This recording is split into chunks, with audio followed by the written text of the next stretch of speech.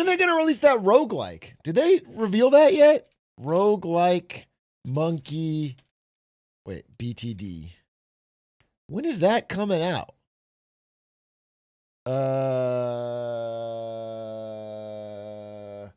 When are you... They did not release it, bro.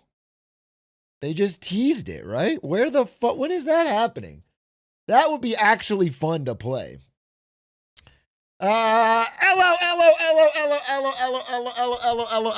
you out of breath? I just did a bunch of jumping jacks to wake up before stream. Big Angle, thank you for the 26 months. MacGyver, thank you for the 19 months. Ladies and gentlemen, welcome to the broadcast. The Atrioc broadcast here on November 26, 2025, one day before Thanksgiving. What are you thankful for is the question I have. Is it for this amazing stream? That's very nice of you.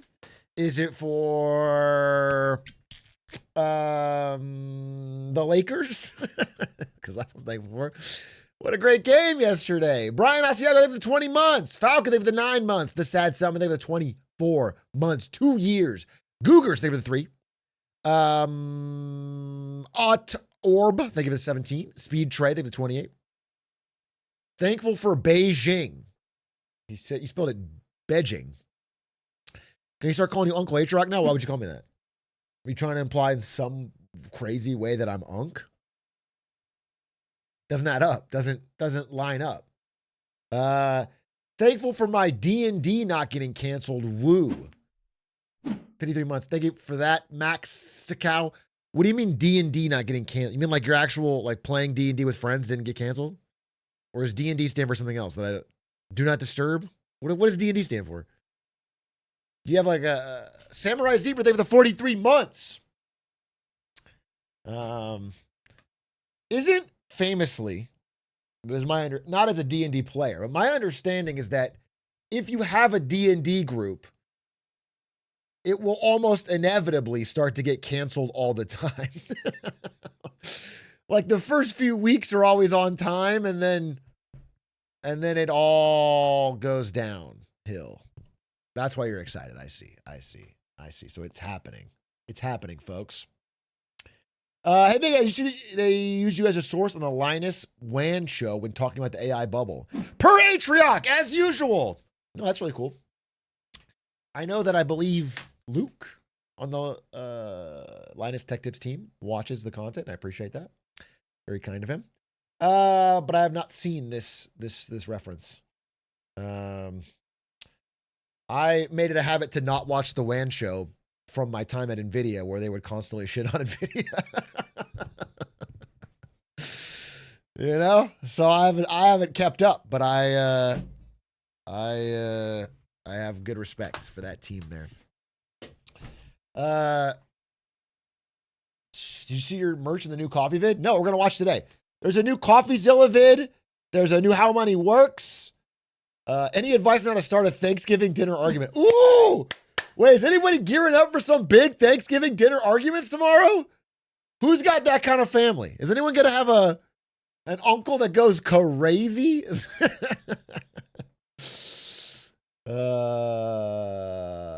I think that's a fire. I'm not going to have that because I'm hosting Thanksgiving this year. With just some people that are in town. This is my first Thanksgiving in a while with no family. Outside of, I guess, my wife. Close family. But we're hosting one. But my parents are on a trip, and her parents can't get out of Mexico right now. So it is us. Should I come into Thanksgiving with how about those Epstein files, or how do we feel about this Mamdani guy? You should come out with a picture of Zoran, put it on the table, and say discuss. Just like open the floor. Just open the floor, dude. Just go. All right? Take it from there. Or Charlie Kirk. Yeah. A lot of ways to kick off the discussion, dude. A lot of ways. Do it like what are those like Jubilee videos where you have to have everybody stand on one side of the room? Like draw a line down the middle of the room and start listing Where do we stand on abortion? Where do we this side of the table, that side of the table? Everyone, that's good, dude. That's a good way to get things started. Get the conversation crackling. It's like a family of video. Everyone grab your name tag and it's a name tag with like a list of check boxes on it. You have to check for.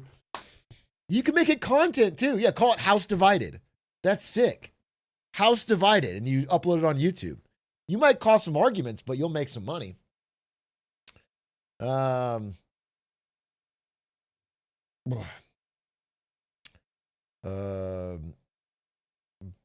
relative thinks homeless people should be deported. Thoughts?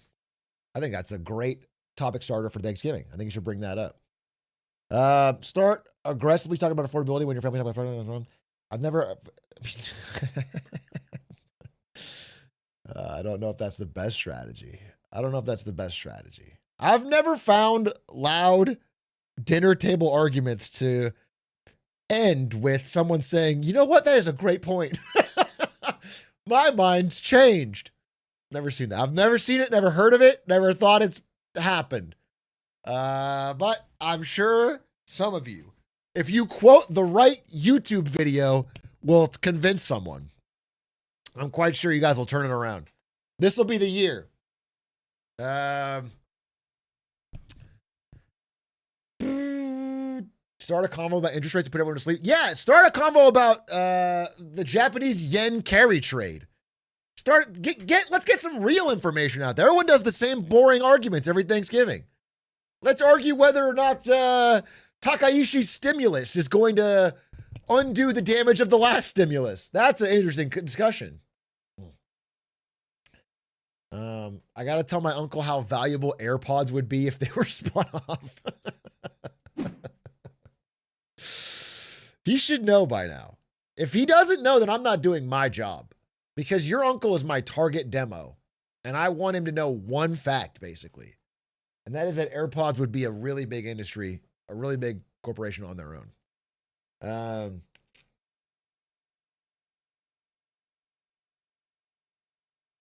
I make them watch back-to-back-to-back MMs until they're propagandized. Viewer, did I say this? Came up to me at the live show with their mom. This is like an adult viewer, like in their mid to late 20s. And they came up to me and they had their mom with them. And they were like, no, it was actually really sweet. And they're like, this is my mom. She likes Marketing Mondays. It's like the one thing that we were able to like connect and start talking over. And then the mom was really nice and then gave me a hug. It was actually very sweet. It was actually very sweet. And then I was like, I don't even upload this anymore. So why are you guys still talking? Why are you guys still hanging out?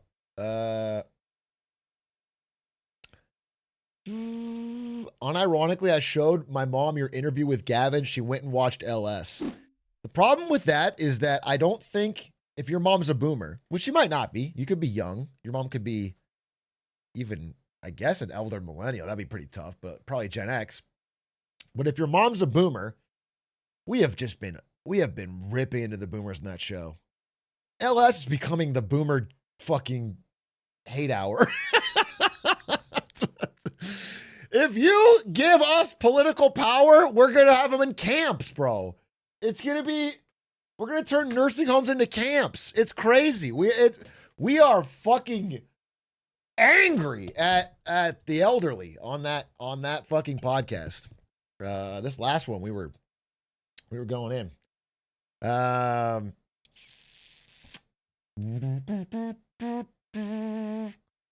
I think the best current argument for Thanksgiving dinner would be to talk about the current state of the economy as it relates to the youth. And then chat can bring up the new Lemonade Stand episode in the background for people to listen to. Who the fuck are you talking about with chat at Thanksgiving dinner? What do you mean chat? Do you mean chat is in like your family? The people around this conversation? Who's chat? Oh, you mean you guys and my Thanksgiving dinner? Because you're all invited because we're that close? Yeah, of course. Fewer Camphor, thank you for the 10 months. I'm sorry. Windfox, thank you for the 5 months. Muzzbot, thank you for the 20. Savvyzilla, thank you for the 3. Luck Dill, thank you for the 43. Sloppy Bro, thank you for the 38. Soul Fire Spam, thank you for the 3 months. Atrioc, you should buy chat pizza. If there was a way to easily and quickly buy chat pizza, I would do it. I think that'd be fun. That would be fun. But I don't know how to do it. Without some addresses getting shared and putting a lot of risk. It'll be interesting if someone coded a thing where I don't know how this would work. Like it's like credit card roulette, but with chat's DoorDash orders, and I can pay for some of them. I think that'd be kind of fun. I guess I could do a DoorDash gift card. That's not that crazy, but it's and then the problem is I'm supporting DoorDash specifically, which is a company I don't really like. I guess here's what we'll do. You guys send me your address and all your financial info, and we'll figure out this pizza thing. Okay? You guys just send me your bank account. Send me the info to that. Send me your address. Send me mom's maiden name. Send me everything I'd need. Phone number, social security, and I will make sure you get a pizza. Okay? Holy shit, I just checked you can put subs on Klarna. Why wouldn't you? Okay? Here's the thing about Klarna is it allows you to get something now that you can't afford right now, but can pay for later. There's nothing more urgent than gifting subs now. It's like, for something like food, you can wait. So it's like, don't use debt for that. Just wait, save your money, okay? And then build up to when you can afford the food. But with subs, every minute you wait is like clout lost. It's knowledge lost. So Klarna provides a valuable service. Atrioc, have you seen Good Fortune? Is that the movie? Wait a minute. I believe I have. Is that the movie with Keanu Reeves and Aziz Ansari and Seth Rogen? And Keanu Reeves is an angel. And Aziz Ansari is like hella broke. Is that Good Fortune? Nope. Everyone's saying nope. I'm going to Google it because I think you guys lie to me. Good Fortune. Yeah, that's exactly what I was talking about. That's exactly what I was talking about. Yeah, I saw it. I liked it, but I will say this. Sad. Low key. Low key for a comedy? Sad. Kind of sad, bro. I mean, it's real. Well, except for the angel part, I guess. Klarna was actually available for the Atrioc convention, so you directly supported them. By the way, I don't know if you guys know this.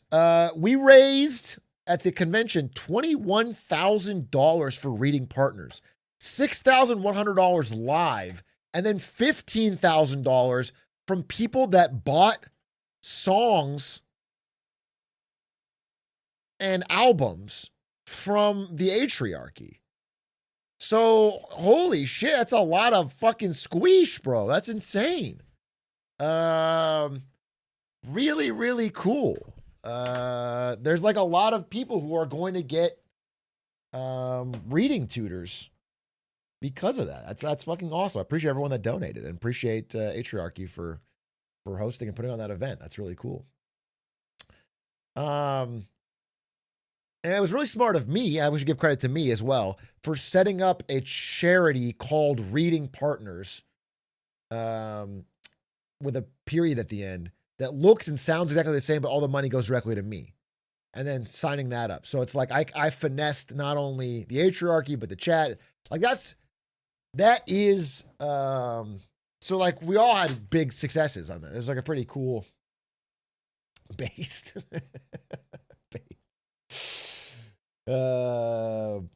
Completionist type beat. Yeah. Is that what he did?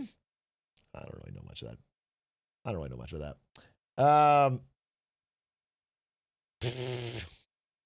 W charity fraud. That's what I love that we're getting a kick style chat here. We need to get a chat that is just Wing no matter what crime. Okay? Like, I think it would be, I've been like hesitant to tell you guys, but I feel like we finally had a good rapport. I sometimes, when I'm driving, just close my eyes and relax.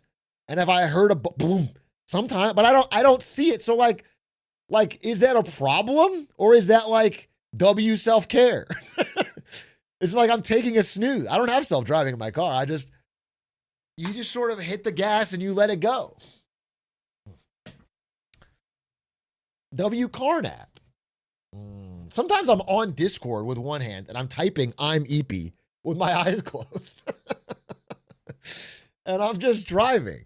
And it's like, I feel really good about it, but sometimes people make me feel bad about it. And I think that's fucking lame. So I'm glad I have a chat that W support me on this.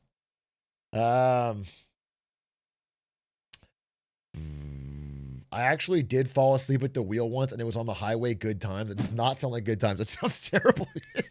Dude, driving sleepy is spooky.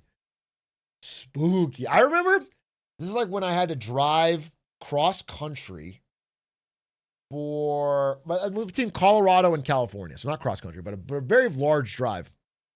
And I was trying to do it in, I think, nonstop, which sounds crazy now that I said, how long is that drive?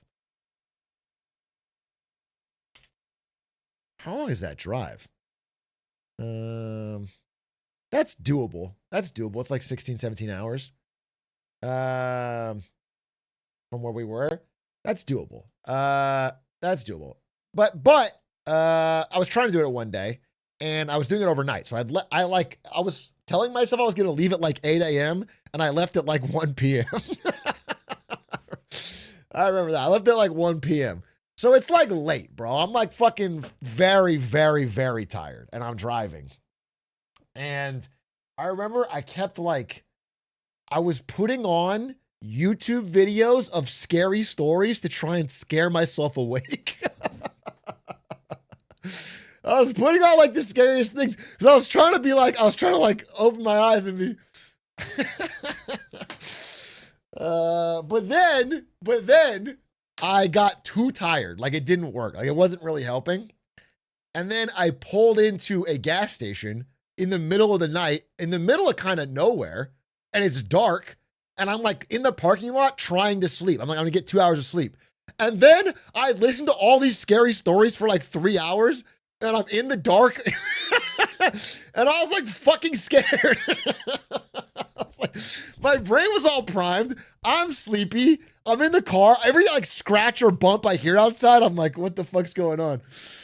So I remember like I completely fucking screwed myself on this journey.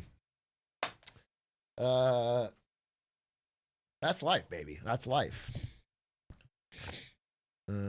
I slept at a truck stop in Kansas once to finish the drive. Yeah, sometimes you got to pull over. This is still the Honda Fit. This is crazy. That's why Waymo is winning. Bro, this is not why Waymo is winning. Waymo is not the answer to the problem of everyone listening to scary stories in the car and they're too scared to sleep. That's not the solution that Waymo is offering. Waymo has, I believe, different problems they're solving. But you see that Waymo is expanding to Waymo places plus fucking 6. Holy shit. It's so funny. How did he come up with that?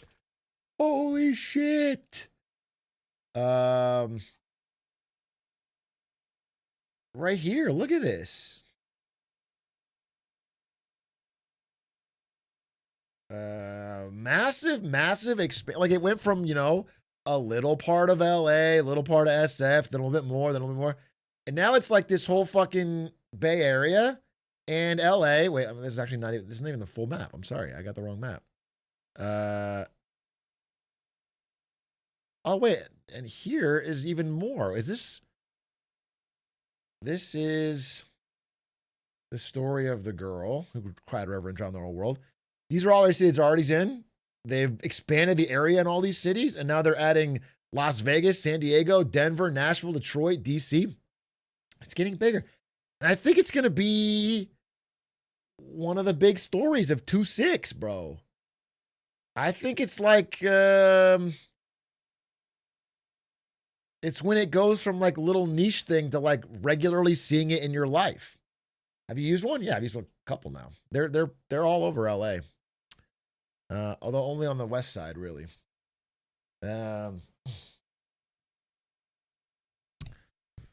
What is this? This is self-driving Waymo cars. And they're actually pretty convenient, man. They're great.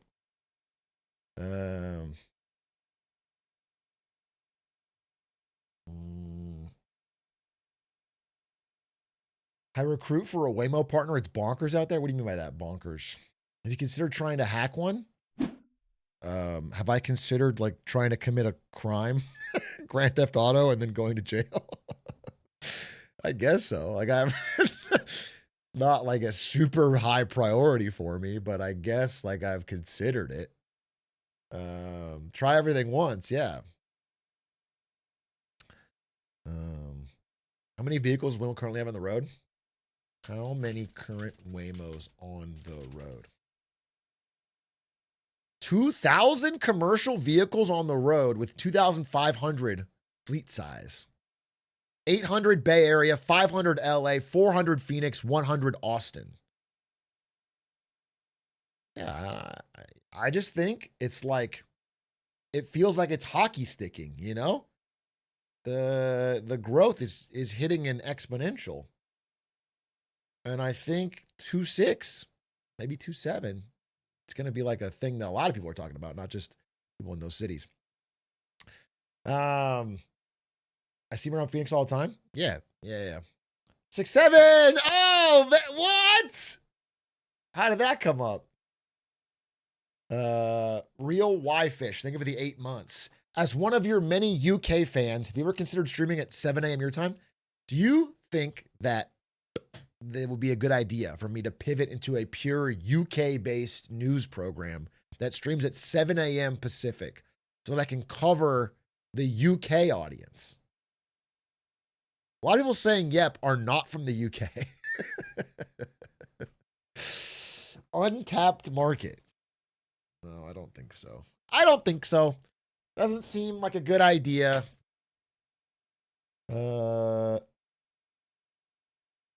If you got a dentist sponsor, wait, sorry, you lost your message, but it sounded terrible. Might take a while for winter conditions to be handled properly by driverless cars. Yeah, I'm not saying there's not going to be roadblocks and I'm just saying there's progress. It's like it's seemingly more exponential. Can we do a nationality poll? I can tell you my YouTube demos.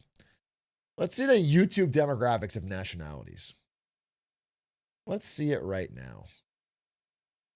How do I look at this? Big A channel, settings, demographics. No, this is creator demographics. How do I see my demographics? Community, maybe? Audience. Hold up. Wait a minute. Okay. My audience is from, can you guess the top 5 countries of my audience? China, Russia. It's just bricks, dude. It's all down the road. No, it's the US is number 1, as it is in all metrics. Okay. Amen. USA. Probably because I have a primarily MAGA audience. The United States. Canada number 2, obviously. UK number 3. Australia number 4. And coming in at number 5, primarily for my views on nuclear energy, is Germany.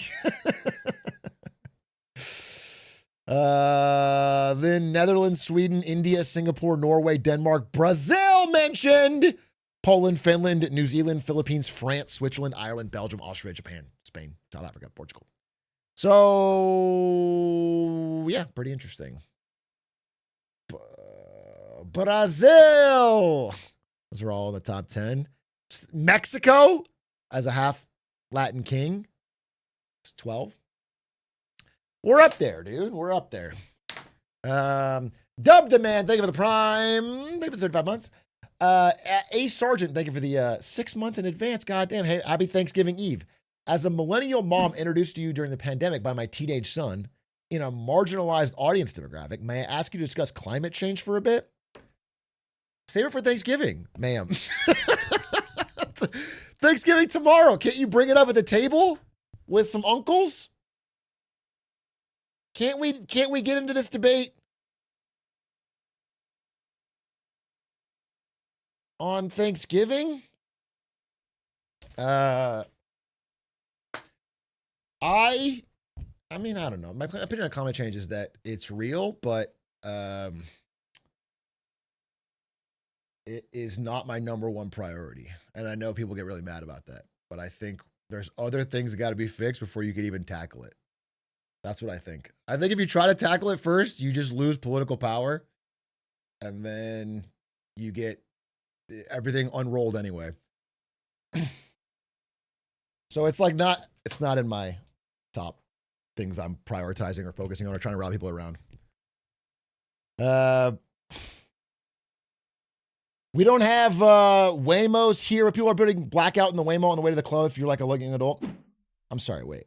We don't have Waymos here, but are people getting blackout in the Waymo on the way to the club? Yeah, any place you can drink and feel like you're driving is the greatest thrill a man can achieve. No, of course it's responsible to take a Waymo. If you're drunk, take a Waymo. But the problem is with a Waymo, possibly even more than an Uber, because with an Uber you can like easily tell it to stop and get out. Is like with a Waymo, if you vomit inside, you get a big fucking fee. So you gotta be. Oh, thank you for the subs, Ezra Enzo Mutt. Uber at the 300. You know, the Uber fee's just as big, maybe even bigger. I don't know. But the Uber, like I've been drunk in an Uber and had to throw up, and then I just tell the guy to pull over. And then I throw up on the outside. But I don't, on a Waymo, it seems like there's a big risk that you might just vomit in there and then try to not. You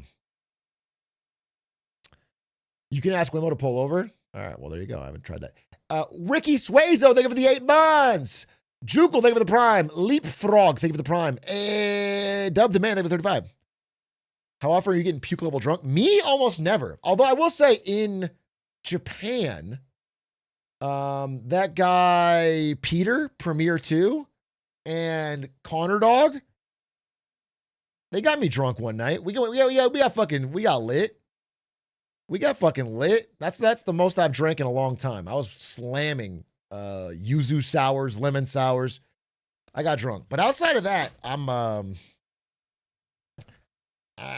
really much. You know, my ASU days are behind me. I lace up the Jordans one last time. Yeah. Yeah, exactly. I was like, I had to fucking go back to the classics, bro. One last job. ASU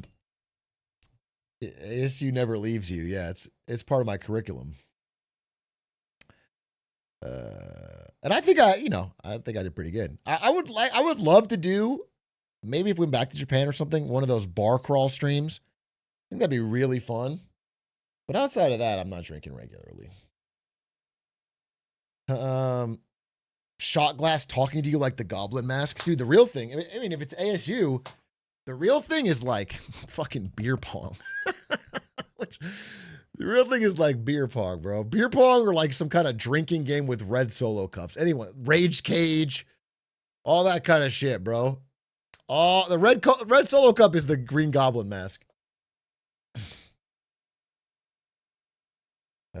I go full whiskey poker. What's whiskey poker? Atrioc, I have a startup idea. Want to hear it sound like a pitch? Yeah, sure, but it's not just me. It's this entire audience of sharks. We have thousands of sharks in here. Analenson's Maddie 3. We're all staring. Let's hear your pitch.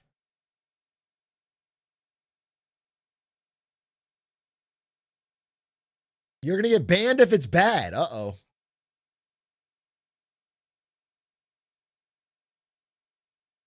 What is this?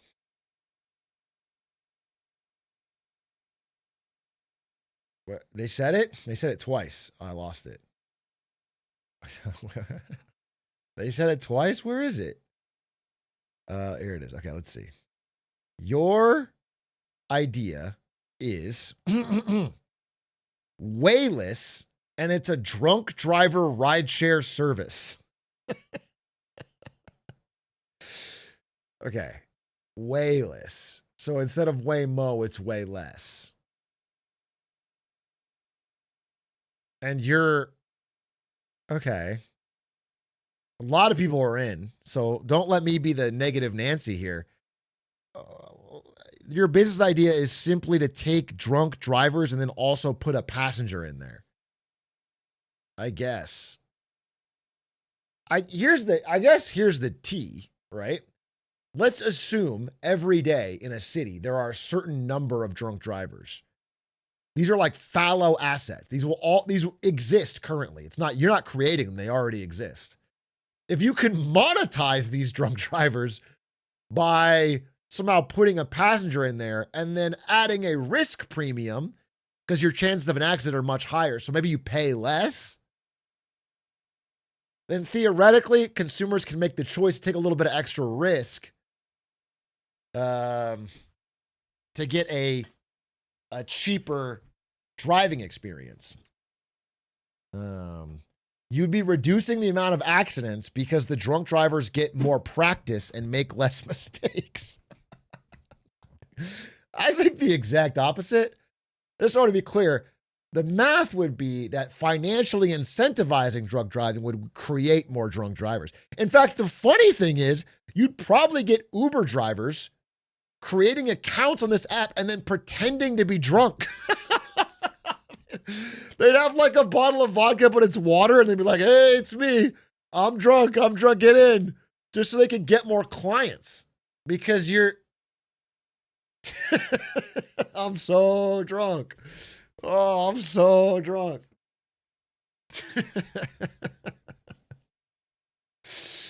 We breathalyze to make sure they're drunk. I see.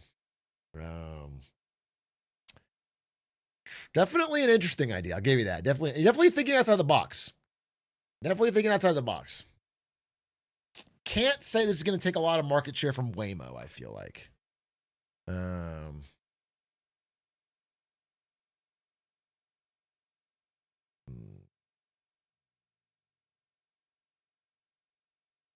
Waymo charging people more when they are drunk is going to make them so mad. It's not going to do that. I don't think it'll know that. I mean, I don't know how they would know. Enzo, they have the gifted sub. Awesome here. They have the tier 1. Enzo, do you have a message? Thank you for the gifties. Jesus. What is your dono message? Can you please watch Mike OK on YouTube cries and pees a little? No idea what this is. This is what you're talking about. Mike OK. Inside China's most remote society. Afghanistan broke me. I traveled to the edge of China. Did I just shut down North Korea? Is he just a guy with good vibes that travels a lot? Well, maybe I can watch this, but it doesn't feel like the video has a particular point.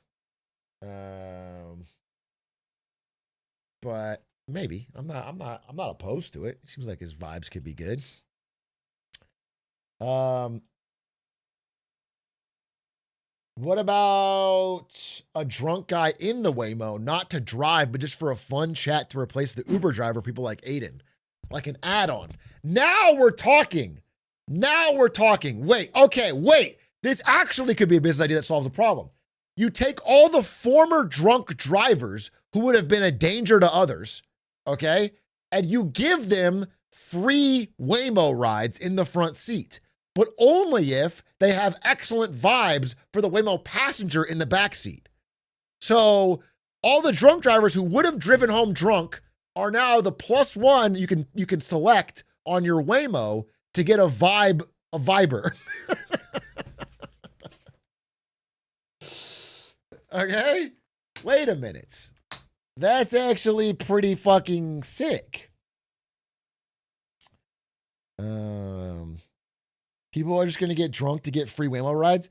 Okay, but it's not like you don't have a choice. Like if you're getting a Waymo, you either pick, do I want a Viber or not? Maybe you could pick their star rating. Okay? So I only want a 5-star Viber in my front seat. And then you're going to get a true auteur, a true 5-star, a guy who's really drunk but has like a great attitude. You get a chatter. A true autist? No, that's a different service called Chatter. And you don't get to pick which ones you get. They have to have good vibes. Yeah, exactly. They have to have good vibes. That's how they have good vibes. Can we? I'm sorry. Is Chatter is a good name for an app? I guess. I feel like the hardest part of the app is not the name; it's making something people would actually use. But I do think Waymo's gonna be big.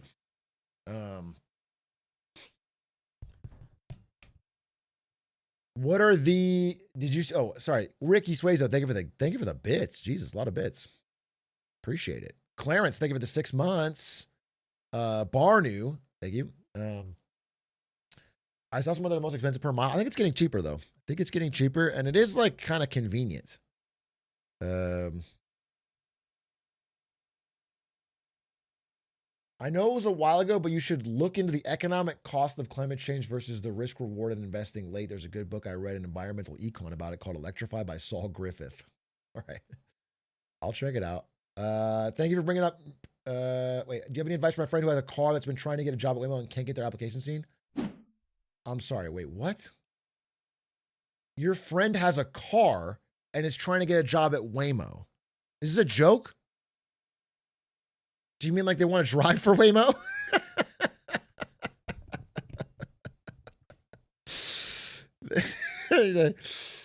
They're like, why the fuck can I never get a drive? I always see them drive. They have all these cars all over my city, and they never give me a chance.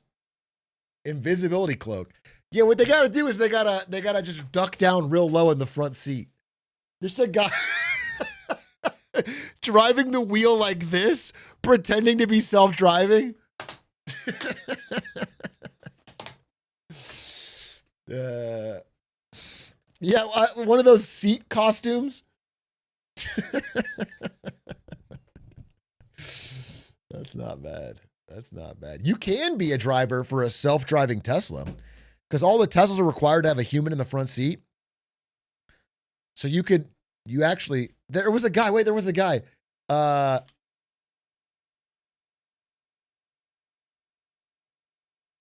this one, dude, this is so funny. This is a Tesla robotaxi driver.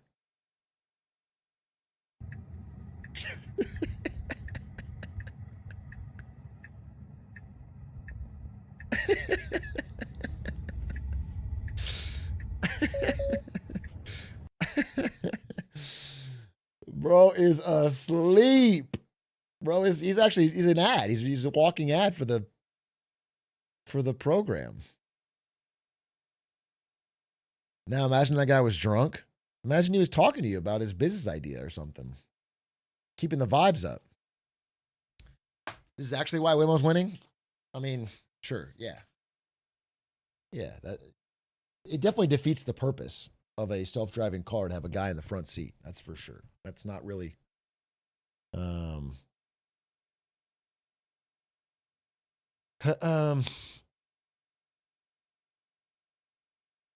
I work remote 3 days a week. I could just have a laptop and do Uber in the car. What? Wait, are you saying, okay, you're saying you're driving for Uber, but also working remote on your laptop? That's an insane grind set, sir, and I think very dangerous. Or you mean self-driving? I see. You could be a Tesla self-driving guy sitting in the front seat working on your job. Yeah. I think you're supposed to have your hands on the wheel and be ready to take over if something goes wrong. Hashtag Mamba mentality. Do you think Kobe Bryant was driving for Uber while practicing for the NBA? You think Kobe Bryant was getting a side hustle in? I don't think so. I think there is a line where it's too far.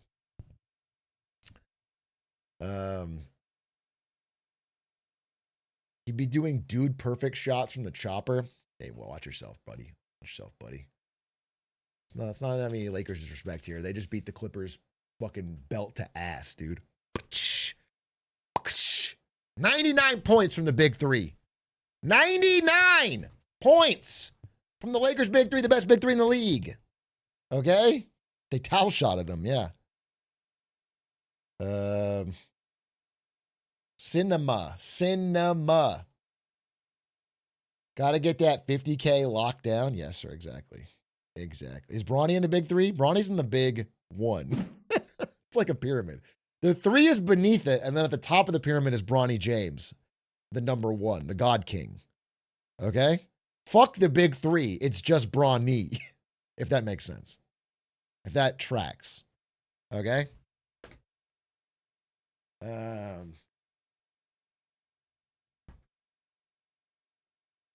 Fuck the big three. It's just Bon Mi as a Vietnamese restaurant.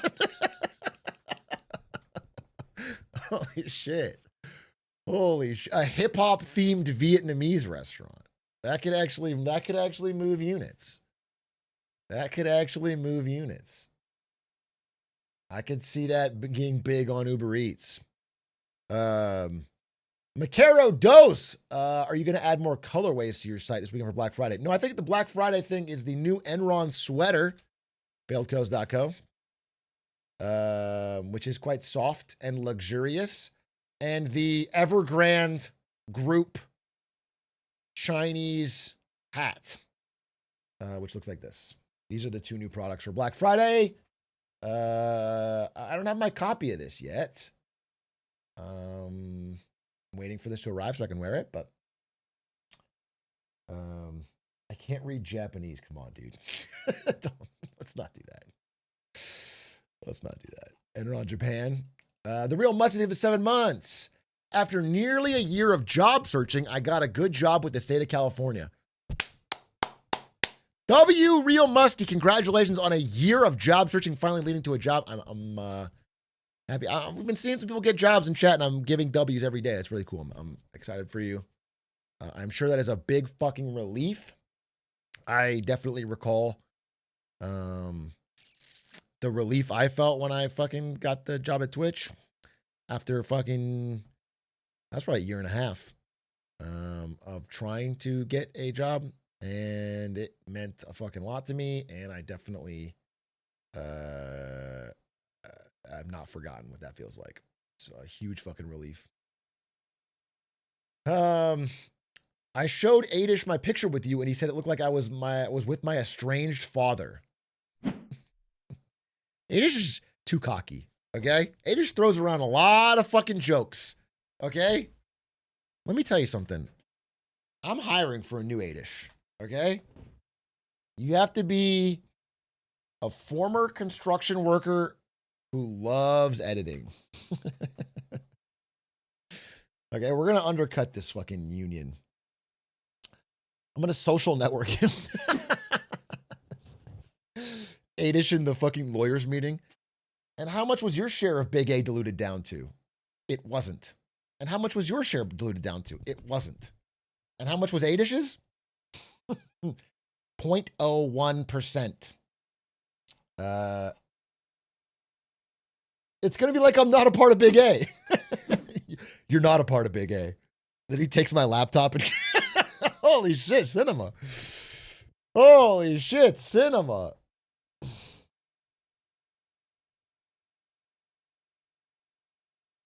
My name's in the description. You might want to check again, buddy. And then it just says glizzy, glizzy, glizzy. Wait a minute. We might have a fucking movie here. Oh, speaking of Atrioc, dude, I had so much fun at Atrioc that it made me think about live events. I mentioned we might do some live events for Lemonade Stand, but I also have a plan, and I can't tell you about just yet, but I think in early to mid 26, I'm doing a live event for something special, and I have made some forward motion on it today, and I think it's going to be really cool. It's like I'm very excited about it. W motion is really what the best thing you could say to this is W motion, and I'm very excited. I think it'll be cool as fuck. And yeah, some other stuff that's cool. So, is your seat product placement? You're getting paid? No, dude. Actually, I have something really embarrassing to say. I don't even know if you can see it. God, it's so embarrassing.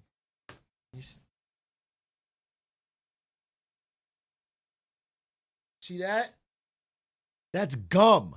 I sat on a piece of gum. There's like a piece of gum like in the chair.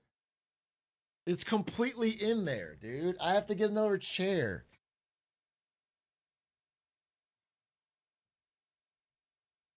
It's so annoying. It's so annoying. Bro, how? I had a pack of gum in my pocket and then a piece fell out and then I sat on it. It's just annoying, bro. I'm going through chairs like it's going out of style. And then Ari was like, just put a piece of ice on it, it'll come right off. First of all, that's like for clothes. It's in there, dude. You can't. I thought it was chewed gum. No, it's not chewed gum. It's just a piece of gum, but it's like worked into there. You have to chew it out? No, I don't have to chew it out. 28 minutes. The Parasocial Network +2. Wait, we moved on from that bit, but Sean Part 2 had a name for it. The Parasocial Network +2. Bro, wait, that's actually fire.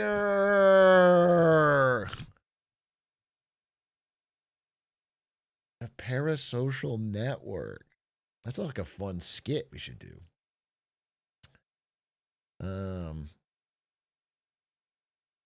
Drop the.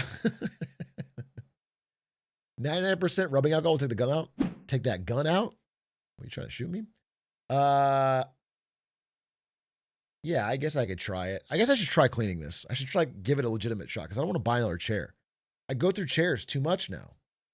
It's crazy. I would very much like. Did I show you this already, by the way? It was a pretty sweet gift. I don't know what it's referencing. Like I don't really understand it. I don't really get what it could possibly be, but it's like a very sweet. It's the fact that someone made it is so nice, you know? It's just really sweet. And then someone else, guy named Michael, I have his card around here somewhere. It was a very sweet message. Got me this Chinese Air Force watch. This is a watch worn by the Chinese Air Force. That's crazy. Shout out Michael, dude.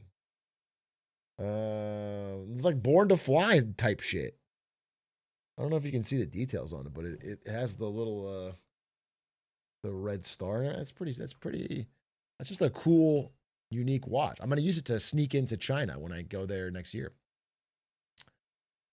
Atrioc, I missed your playthrough a while back, but I was wondering what you thought of Silksong when you played it. Yeah, I put in 60 plus hours, and I think it's a good game, but it's too expensive, is my main takeaway. It's like they should have priced it lower. You know what I'm saying? I feel like I should be getting 7 years of their time for like $5. That's what I think. I think $2. No, obviously it was a great fucking game. I loved it. It's my game of the year. I saw one of your speedruns. This is a little while back now, but I saw 2 weeks ago. I watched it after I beat it. It was very fun. Yeah, it's a great game. It's fucking awesome. I have now beaten, spoiler, Lost Lace, Hitless, a number of times, maybe 10 times now. But I've never been able to do the back-to-back. I'm still working on it. Every time I try, I fuck it up. But I'm getting there.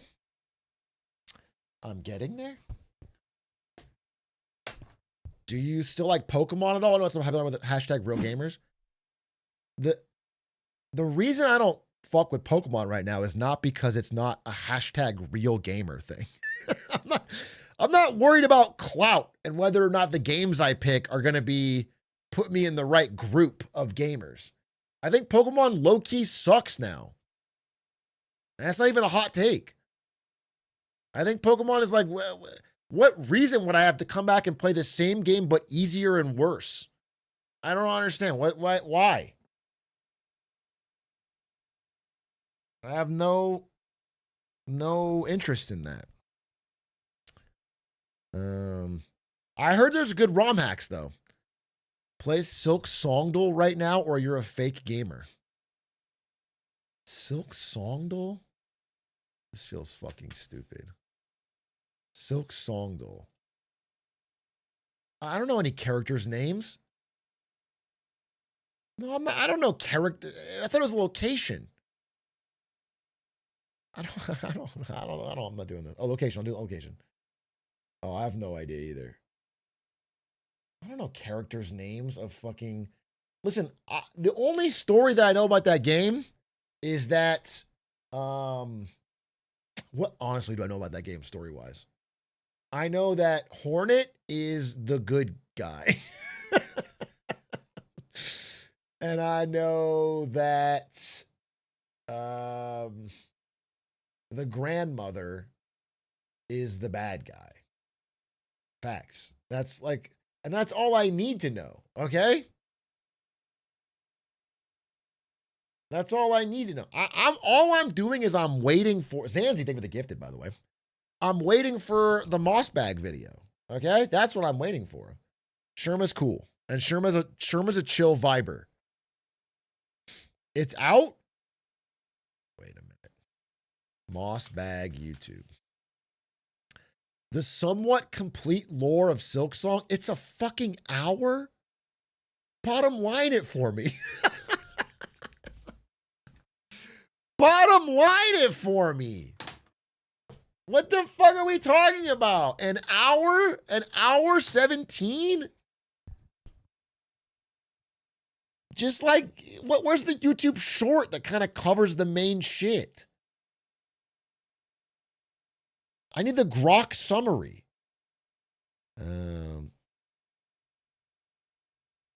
Didn't you watch 10 hours of Bionicle? I'm sorry to say this, but Bionicle's lore is just a little bit deeper. Okay? It's like Silksong was made to sell toys. Bionicle was made to tell a real story. Do you understand?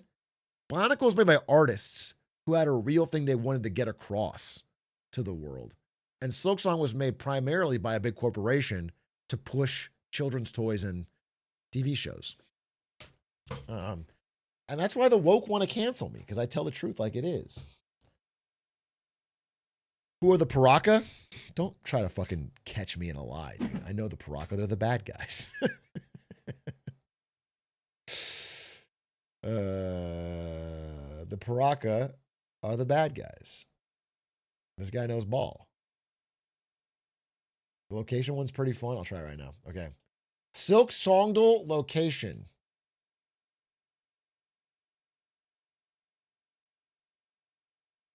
Guess today's hidden location. Okay, this is obviously like here. Or maybe like it's like here maybe. No. It's like we're in this fucking area. We're in this fucking area. It's not here. Could be here. Could be here.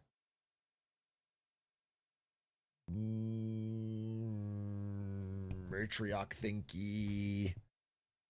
I think it could be like low. Oh wait, you know what? Actually, it could also be like.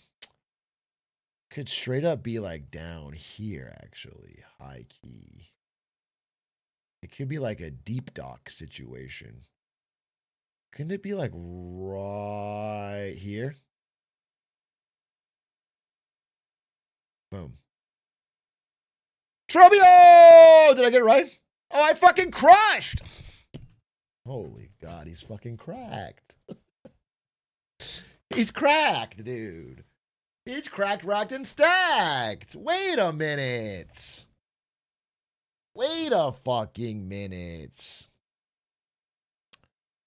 Real gamer allegations confirmed. I know. People have been saying. I've been saying, no, I'm not a real gamer. I'm not a real gamer. But the truth comes out. I can't hide it. I can't hide it, bro.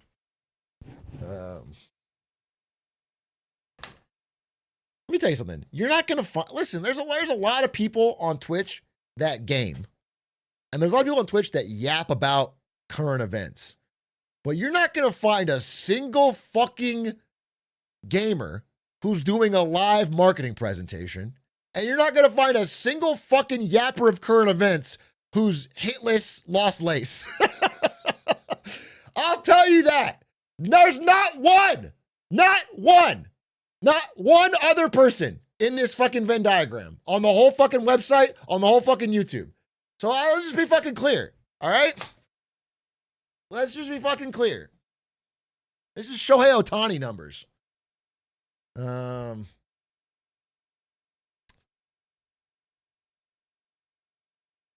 Does anyone notice how Atrioc sometimes goes into the mic and it sounds like a zombie from Minecraft? I've heard it's more like a villager.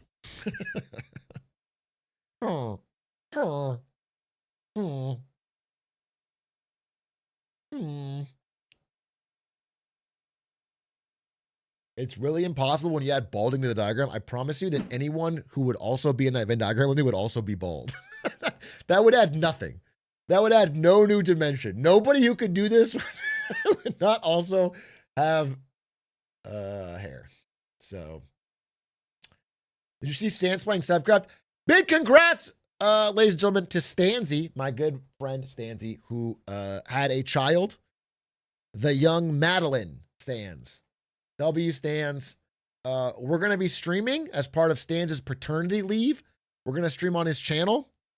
We're dividing it up among some other of Stans' friends that are streamers. We are all going to take a day or whatever and stream on Stans' channel. I am going to take a Kick sponsorship and stream on there with some gambling.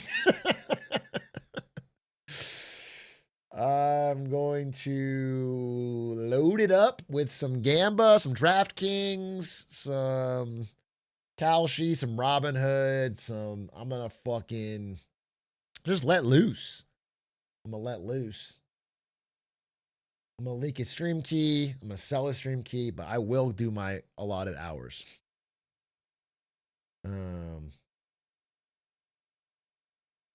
Gonna be fucking grand. Gonna be grand. My brother has been a huge fan of yours for a long time, and the only interaction he's had with you is you screaming at him in Outer Wilds for being a 19-month sub and not shutting the hell up. Follow-up question, Seismic. Was he not shutting the hell up? It's like, as a simple follow-up question, was he or was he not yapping a little bit too much? Perhaps about how I was playing or about the fucking spoilers. Was he backseating? Because if so, I don't think a 19-month sub should protect you. It's like, let me try to explain it. In real life, I believe that having more money should make you immune from punishment for your crimes. Like, we all agree with that, right? Like, if I speed or something, I shouldn't, if you're rich, it shouldn't apply to you, the laws.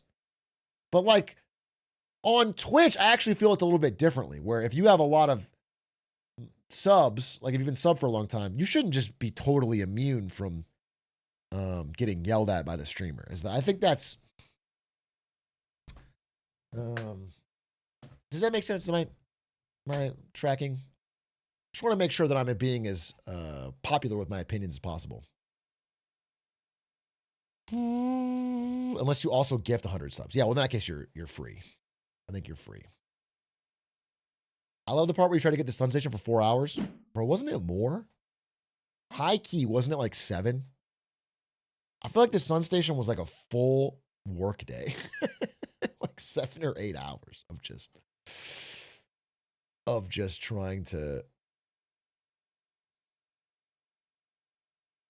I'm visiting home for Thanksgiving. My mom just turned and asked if you're serious.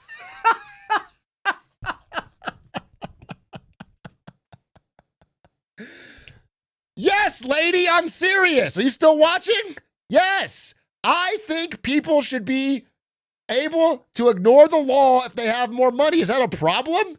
Let's debate it on Thanksgiving. Get the family around. You guys split into teams.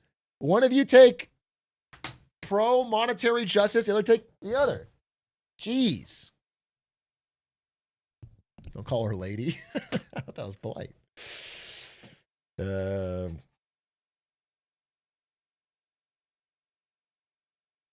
Baloose, thank you for the prime. Thank you for the 9 months. Atrioc hates sarcasm. I do. I hate it. I never use it. I never use it.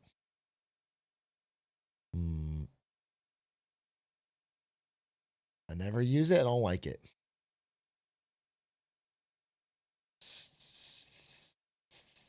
You sound too cocky for a guy sitting on gum. Okay. Whoa. Whoa. Whoa. Fucking lines crossed, huh? Whoa. wait a minute. Ow, first of all, and then where are we going for here? It's like, what you don't understand is like I have this unique personality. It's like, I love making fun of other people. I like, what you call like dishing it out. But honestly, and this is like different about me, is I don't really like it so much when it's directed my way. I think that like I really like the first part, and then the second part actually is like, it's kind of cringe. It's like,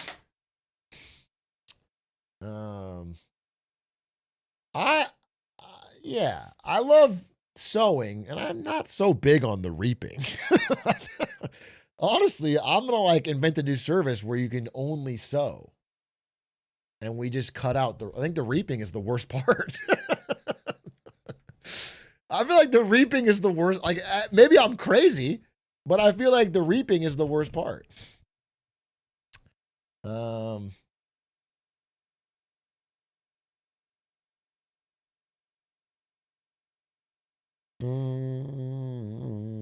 Have you played the new TFT set? I have not played it yet. When does it come out?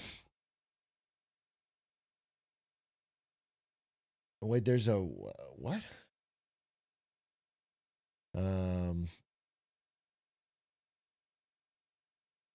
December 3rd, it's live. I've never had access to PBE.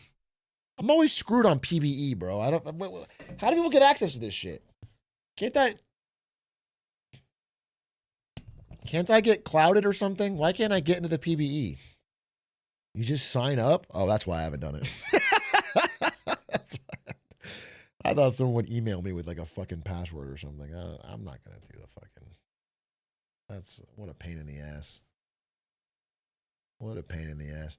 Did you see Fizz's new card for Riftbound? Yeah, I got texted it by Jimmy Wong today. Where's my phone? Well, whatever. He texted me. He's trying to get everyone into Riftbound. I think Jimmy Wong is 100% leaving Magic the Gathering, going all in on Riftbound. I get the vibe that Jimmy Wong is like, he wants to be that guy for Riftbound. He's like, he's been pushing it in the Magic groups of LA.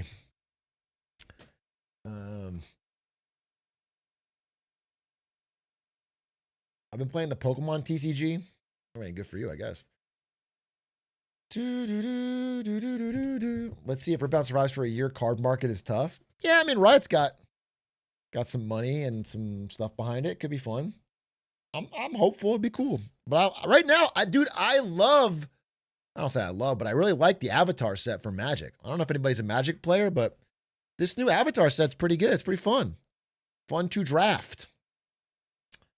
And Ari, because she likes Magic and is playing the Avatar set, started watching Avatar the show. And so I've been watching every episode with her, but I've been watching like an episode or two with her. And it reminded me how fucking that much that show bangs. It's peak. She's probably watching one right now. And I usually go out there and I watch an ep or two, and it's fire. It's fire. I haven't seen it since it came out.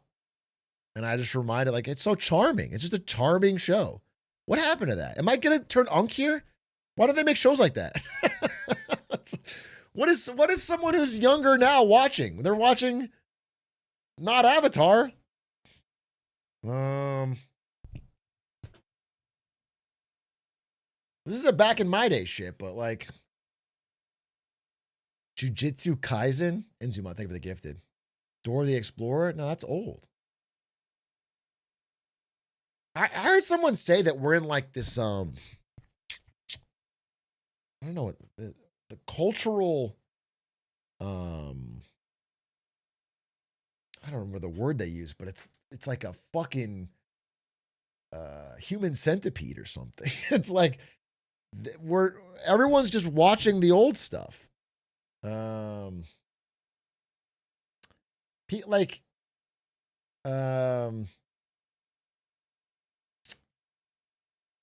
for the first time in a while, so many of the top songs that trend are from like decades ago or from like a while back. And then, you know, one of the top shows among Gen Z is Friends and The Office. What? Both those shows are well before their time, and then also like and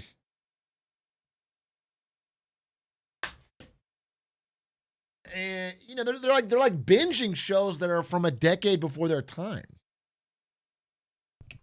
I don't know. It's just strange. It's a strange moment. It's like a streaming thing or something. It's like I'm a younger Gen Z, 2008, and even my friends watch and grow up on Friends. Yeah, 100%, dude. Friends is huge. There's like this huge wave of, I don't even want to say millennial, but like millennium nostalgia.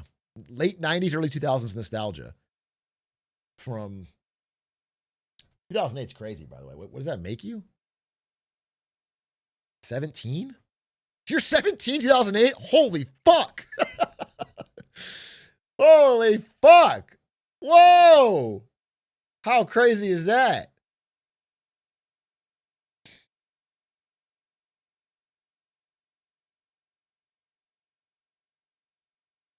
$2008. I work as a music tutor and all the kids want to learn is 80s, 90s music. Yeah, I'm saying it's like not, I'm not making this up, is what I'm saying. There's like a surprising resilience among 90s, early, I mean, you can say 80s too, I guess, but 90s, early 2000s stuff among generations who would normally have moved on from it.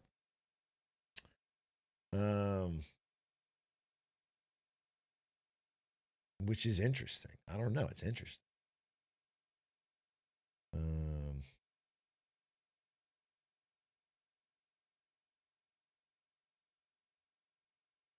Atrioc is so old, I bet he longs for the 1880s. All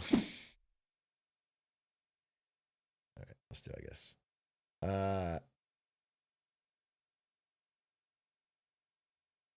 I keep seeing you use the terms prime and subprime in YouTube videos, but I was wondering what exactly is prime and subprime. Does the sorry, wait, what the fuck? Does the Lamborghini, the cost of a home, still count as subprime? And does the home somewhere remote that nobody wants count as subprime if it's low? That is a nonsensical question. Those words are missing the connectors that would make it into a real sentence. I have no idea. Tell you what, why don't you drop a Twitch Prime and I'll tell you all about it. Why don't you touch Twitch Prime? Prime and subprime is more about the quality of the borrower. It doesn't matter whether it's a Lamborghini or a house or whatever. It's like if I'm loaning you money, if you are a prime candidate, that means you have the ability to pay it back. You have a good, you have a job that can afford the payments. You have a good credit score. You have a lot of like good signal markers that means you're going to be a low risk borrower. Subprime means you are a high risk borrower. Maybe you have a no income verification. Maybe you have no job. Maybe you have a job that's like very spotty, like it's like a gig work job and like your income could be wildly different. So your chances of not being able to pay it back are much higher. That's subprime. That's the answer to that. And if you're a Twitch Prime, that means you're like a genius, like a really smart person who makes smart financial decisions. If you're a Twitch Prime, it's like one layer above, and like you can get whatever loan you want because it shows that you have the knowledge and the IQ to make smart financial decisions.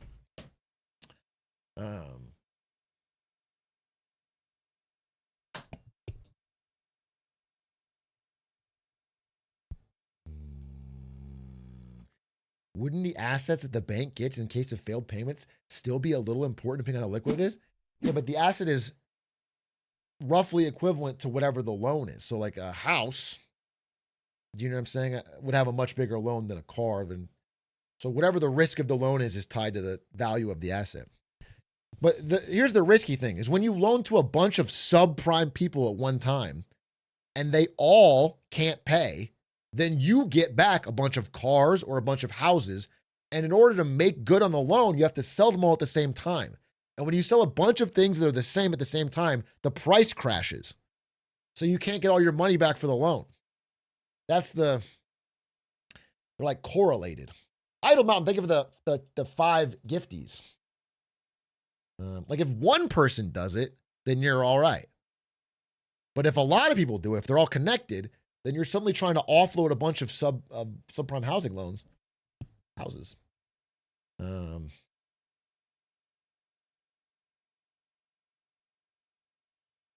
if you're a prime drink, I got a really fun game for you. Very nice. It's a game. It's a really fun game. Jaffarino, thank you for the prime. People that were born in the 2008 financial crisis are turning 18 next year. It's kind of cool if you're born in 08. You're like a recession baby. Your parents saw Bear Stearns crash and said, that makes me horny.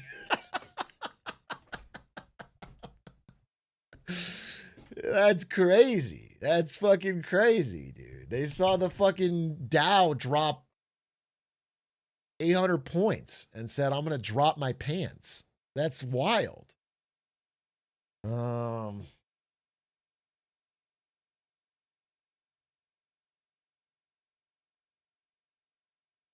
My sister is a 9/11 baby. Now, okay. A 9/11 baby? Did your parents conceive on 9/11? That's crazy. I feel like there should be nobody born exactly 9 months after 9/11 in America. You should have taken that day off. But if you're born on 9/11, that doesn't mean anything. That just means your parents had sex 9 months before.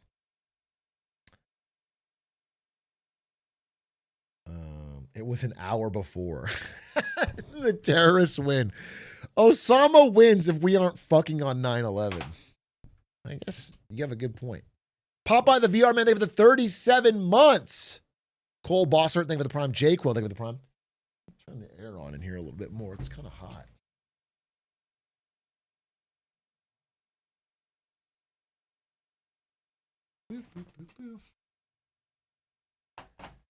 Calculating the day you were conceived is so weird. I guess so, yeah.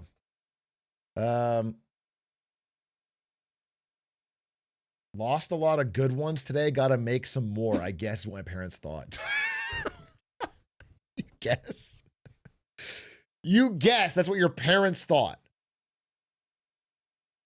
Why don't you just not think about it? You shouldn't be thinking about it. It's kind of gross from your POV to be thinking about what your parents thought when they conceived you. Anyone born in November is a V-Day baby?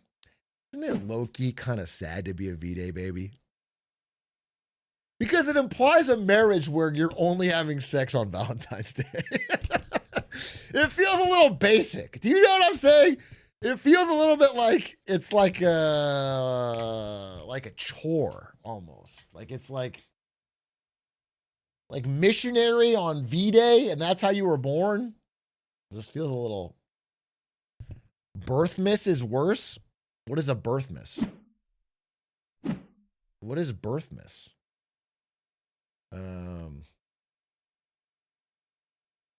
Oh, born on Christmas? What are you, Christ?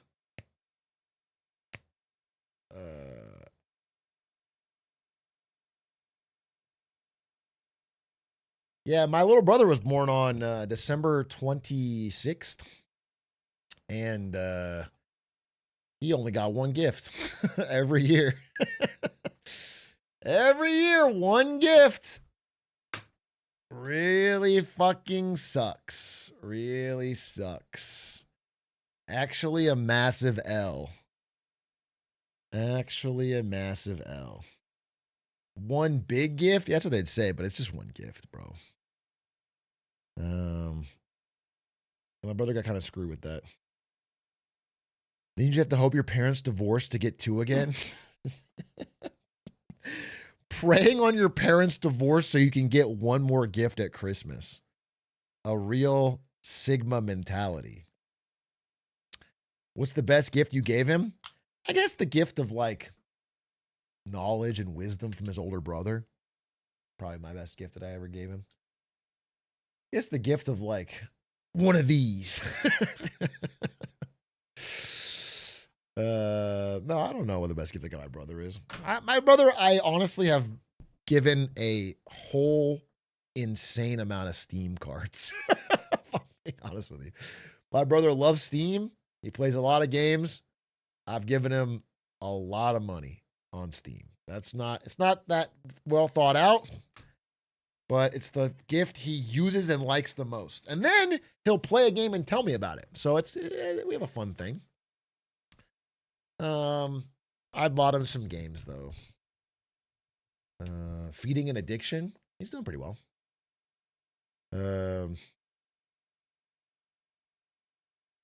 That's why Gabe owns a yacht now? Yeah, I guess so. What else? What's the best gift you've ever given or received, actually? I need to start doing Christmas shopping. What's like a great gift?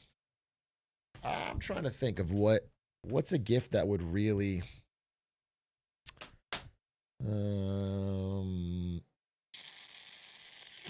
I gave a friend a 1% APY loan. You gave your friend a slightly better loan deal. Cocaine, stocks and socks, a Rubik's Cube, a Lakers hat. Xbox 360 2007 Christmas. I know that shit banged. That's a gift, bro. You probably had a fire Christmas. That went dumb hard. Dude, the original Xbox 360 like setup screen when you pick the little the monkey as your avatar and had like the swooshing windows. That was gas. First time you saw achievements? Yeah, that shit was awesome.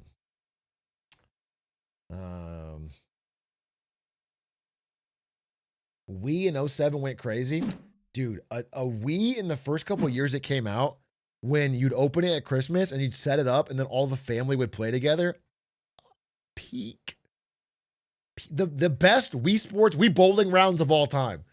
The best Wii bowling. And then the older people in the family wouldn't put the strap thing on their wrist and they would throw the fucking...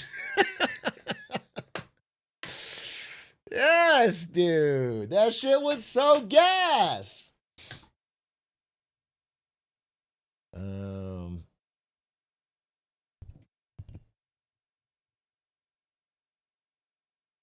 Those are good memories. Those are good memories for sure. Even the Connect was fun back then. All right, don't go too far. Don't go too far. Don't go too far, bro.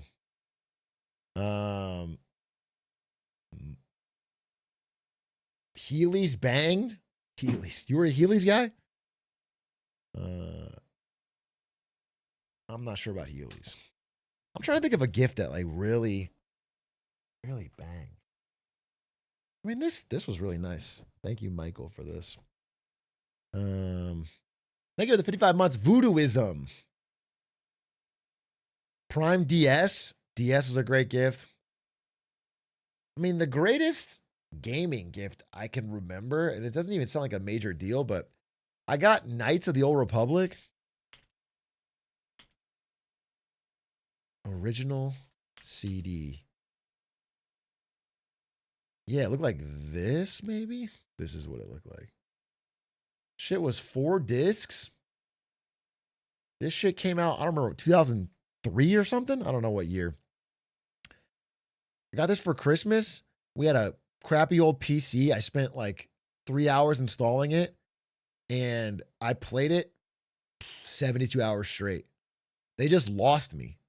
My parents, I had other gifts. This was the only thing I had my mind on. I was so immersed, bro. I was like, this is the greatest thing ever made. I was so blown away. When this game came out, I was blown away. I loved it.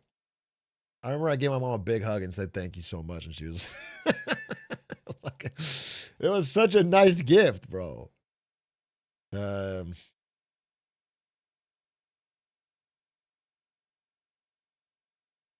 Best gift is an Enron hat from failedcoast.co. True! Fucking true. What a great gift. She's like, oh no, we ruined him. Wait, this is actually true? Okay, I used to be a bit of a reader. I think really the dumbest I've ever been was college. Like before college, I was actually a pretty smart kid. And then nowadays I read quite a bit. But in college, I was a pure League of Legends addict. Bad grades. I was the dumbest I've ever been. And so before college, especially when we lived overseas and we're like moving around for my dad's job for Air Force, I was often like a pretty avid reader. I would read like Animorphs books. I read Everworld. I read all those like serialized teen books. Not Percy Jackson, but what's the one that was like what was the one with the kid? Pendragon, Seventh Tower, Goosebumps, Hardy Boys, Aragon. I read all that shit. So I was a pretty avid reader. Artemis Fowl, all that stuff. I read all that stuff. And one day, so I often, one of my favorite places to go would be the bookstore on the base, the BX bookstore, which is the military base. So my parents would go onto the base to go grocery shopping, and I'd run to the bookstore and I would shop things. And then one day, instead of buying like Animorphs, I bought a Star Wars comic, like a comic book. They just gave me some money to get a book, and I bought a Star Wars comic book.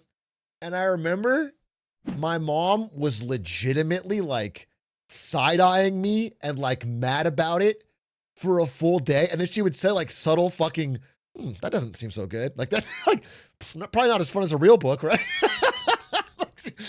She was like instantly like, I don't want my son to be a comic book reader. And then, but I was like kind of enjoying it. It was kind of like fun. And then later on, she got in a fight with my dad. Like my dad and her, I overheard them arguing. He was like, it's not a big deal. Like, whatever, it's a stupid comic. And she's like, I don't think, like, he's going to, like, they got, like, it wasn't like a serious, it wasn't like a worse argument, but they got in a real argument over, like, whether they should take it away from me and, like, not. It was funny. So anyway, I didn't get comic books anymore. I think she was right, by the way. I'm going to say I think she was right. Low key, I think she was right. It's still too fucking hot in here.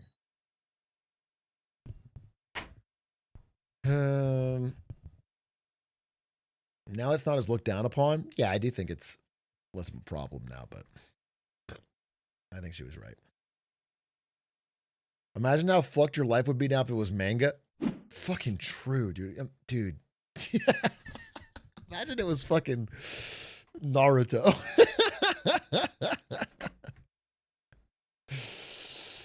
Fucking true.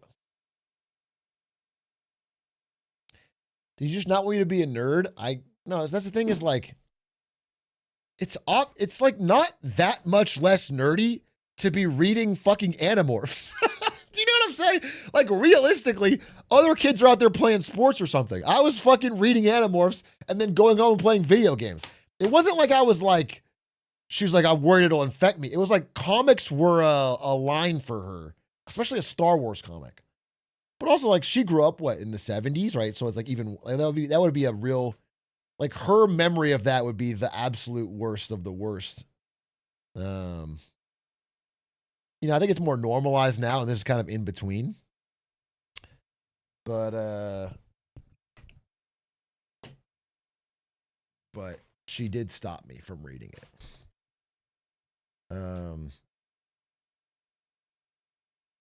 Hey, thanks, Double Pair. Appreciate that. Have you seen Winning Time: The Rise of the Lakers Dynasty with John C. Reilly? No, I haven't, but I'm going to. Definitely going to watch that. I'm going to watch that, and then there was the wasn't there a different one about the Showtime Lakers? Like it got canceled. Oh, that was Winning Time. That was the one I was thinking of. I'm sorry. Yeah. Yeah, that's the one I want to watch. You watch Chair Company? Yeah, it's fire. It's strange. I've never seen a show like it. Robert Stack's thinking of The Gifted, by the way.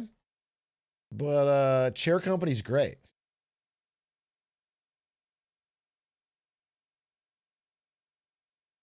Chair Company's awesome.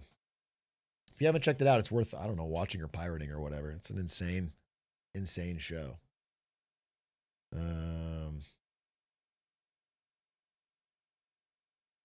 Who watched Coffeezilla? Yeah, I think we should. Coffeezilla has a new video where he covers Nvidia with an Enron merch. So, you know, there's been all this AI bubble talk from a variety of sorts. I gotta say this. Okay, you know what? Honestly, this is how it's felt lately. Because people keep linking me these videos like it's right up your alley. I feel like there's like this converging between like how money works and Coffeezilla and me, and we're all reading the same stuff. It's like this horrible. Like we used to have our own little niches, and now it's all converging. And it's also at the same time as like a lot of other people are getting into like the Gen Z affordability crisis and the AI. Like Hank Green's in here somewhere. Like everyone's covering the.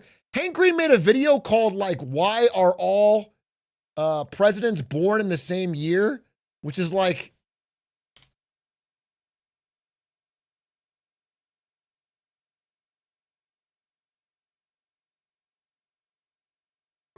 Dead internet theory. Because people were making the joke about Trump dead, and I was like, "Well, how old is he?" Well, he's Trump's dead. You heard it in my presentation. Very slide. Trump is 79, so he's younger than Biden is now, but older than Biden was at this time in his term. He's the oldest president ever inaugurated, which is Trump now. Do you know how old Bill Clinton is? Bill Clinton's like now, like 80, right now, 83, 84. I don't know. 89. He seems pretty old. 79, same age. Oh my. Oh my God. Do you know how old George W. Bush is? 85. 79, same age. It's the same people. We keep getting older, and our presidents say the same age. Oh. It's the same people. And they're all born in 1946. We have been ruled by the same year of boomers right after the war for our entire lives. Except for Obama, who was a little bit younger, but like that. So like we're just all converging, dude. We're all converging on the same topics. I'm not actually worried about it, but I thought about it today. I was like, bro, I gotta start thinking about things that'll be interesting in 18 months. I feel like the things I've been talking about are now hitting. Everyone's talking about it. So I gotta start looking. I gotta find some other shit. But that's where we're at. And so I'm gonna watch these videos, but I do feel this.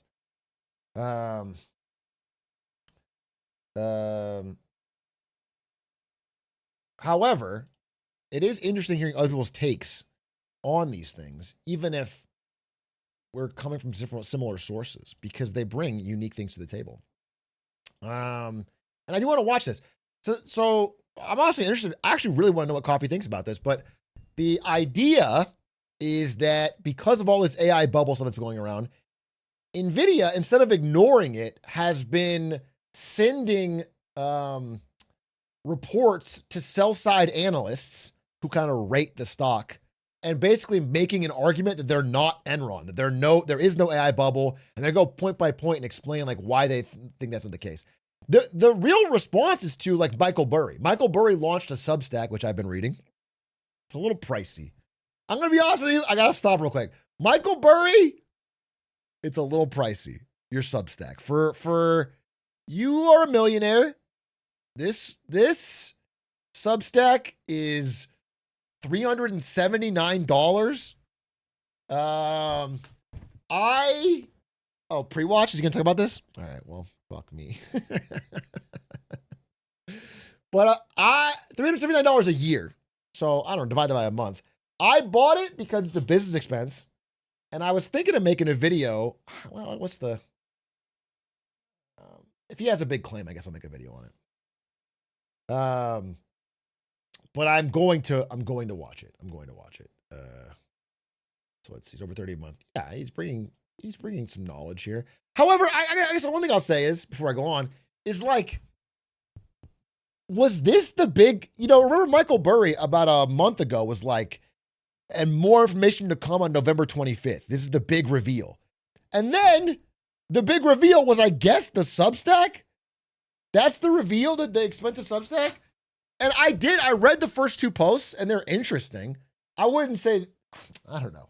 It's like, unless you are a professional trader, can you even get enough value out of it to justify the cost? I don't know. Like, I can get it because I can like make it into content, but like for a regular person on the day-to-day, is it so interesting to read Michael Burry's? I don't know. I think that's a tough call, but maybe he'll write something great. I don't know. Anyway, so he wrote this stuff. He's been leading the charge on the Nvidia overvalued thing, and now Nvidia's pushing back. So maybe Coffeezilla is going to say the exact same thing I just said, but maybe he will add some other analysis. What I'd love to know is if he has any thoughts. Like, what does he think on whether or not Nvidia is overvalued? My camera up. It says, we are not Enron. And as usual, anytime anyone invokes the name, I am summoned like a spirit to judge what's really going on here. All of the world's biggest companies, with the exception of Apple, have been spending billions, even committing trillions of dollars to an AI-centered build-out. And most of that has benefited, guess who? Nvidia. They have basically become a data center company. You can see right here that recently all their gaming PC revenue, it's basically like an afterthought. It's not relevant when we're thinking about their overall business. They are all in on AI. And it is very funny to me to still see people going like, when they see, like on Reddit, you'll see like people talk about Nvidia stock up or down. They'll be like, oh, Nvidia had a good week in the stock market or a bad week. And they'll be like, yeah, well, my friends all got new 5080s or whatever. Or like the new card is so overpriced, that's why. Like they talk about the gaming stuff as if it has any impact at all on this headline. But because there's so many gamers on Reddit, and then the headlines are big because Nvidia is the most valuable company on earth. And so they overlap and they make a bunch of really dumb posts. There's so many posts that like, it has nothing to do with it. The gaming has nothing to do with it. In fact, our entire economy is basically all in on AI. Nvidia, along with the hyperscalers, make up a huge portion of not only the US economy, but the entire world's economy. So what happens to them matters, not just to people building AI who care about AI, but to Nvidia could give up the gaming market right now and it wouldn't get hit at all. I would say worse than that. If Nvidia gave up the gaming market, their stock would go up, because they could have more foundry time at TSMC to make more of the high-end chips. They would actually be able to make more AI chips. They keep the gaming business because they have a great market share in it, and it would be stupid to give it up. But they want to make as few gaming chips as possible so they can make more AI chips. Everyone, actually, leading to memes like this, which are kind of true, and the CEO even acknowledged it. During a recent earnings report, which they beat, Jensen Huang said that expectations for Nvidia were sky high and the company was in a no-win position. He nodded to online chatter, saying if we delivered a bad quarter, if we're off by just a hair, if it looked a little bit creaky, the whole world would have fallen apart. There's no question about that, okay? You've seen some of the memes that are on the internet. We're basically holding the planet together, and it's not untrue. And actually, the AI's Go back. putting the planet together, and it's not So I saw this leaked message from Jensen Huang. Don't know 100% if it's true, but I liked the Jim Chanos take on it, which is like, if this is a real statement that Jensen Huang said, that alone is very spooky. Because this type of attitude, where you're like, if we have a bad quarter, the world falls apart, is the same kind of thing that like an Enron had. It's the same kind of thing that like companies who feel a lot of pressure to massage numbers have. Now, I have never made this claim, and I'm not making this claim now. Again, I worked at Nvidia 5 years. I saw nothing of the sort. I saw a great company with really talented people. I'm just saying, historically, if a company has so much pressure on a quarterly earnings report, not a long-term trend, but a quarterly report, then they have a lot of incentive to be like, to do things that make revenue look good in the short term, but could have longer term effects. You know what I'm saying? It's just, this is just a bad sign. Like, I hope this is not a true statement because it's not a good way to look at the market. Like, if you're quarter by quarter desperate to never have anything look bad, it's gonna, even if you don't do it as a CEO, the pressure on the people below you is to like always just put their thumb on the scale, you know? True. And actually, the AI czar of America, David Sachs, agrees. He says, according to today's Wall Street Journal, AI-related investment accounts for half of GDP growth. A reversal would risk recession. We can't afford to go backwards. In other words, we are all in this boat somehow together. I don't know how or why we're in this boat, but we're all in on AI, whether we like it or not, whether you like AI. Does he have the follow-up from David Sachs in this thing? Because I want to show it. I tweeted this.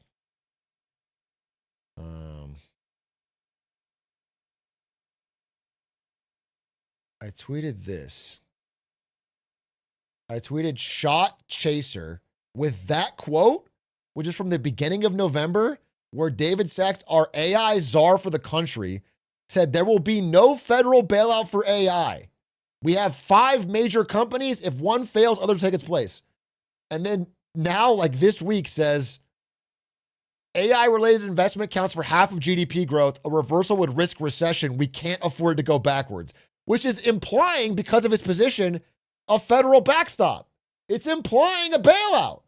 It's implying we cannot let this fail. And it's like so insane to have that be 1 month apart. 1 month apart.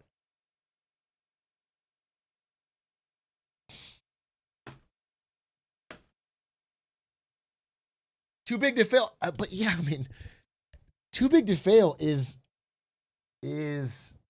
not good, but possibly accurate. AI investment in America right now is a bigger part of GDP growth than like real estate was in 07. Like, it's insane. They're so big. The AI companies that is such a big part of the stock market, of people's 401ks, of so it's just wild because earlier this month we talked about the Sam Altman like subtly hinting for a bailout.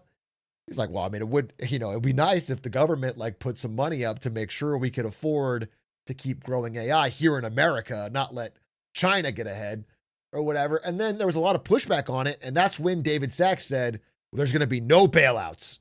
But now they're backtracking on that. Sora slop. You're for. Yeah, and that's a good point in chat too, is also that David Sachs is one of the guys who was nonstop crying on Twitter. This is before he was part of the administration. This is back in Biden. He was nonstop crying on Twitter to get Silicon Valley Bank bailed out. He was one of the leaders of that. Like, we have to have the government step in and save Silicon Valley Bank. We have to. It's so important. The economy will collapse if we don't do it. He's a bailout guy. So I just don't trust him when he's like, there will be no bailouts for AI.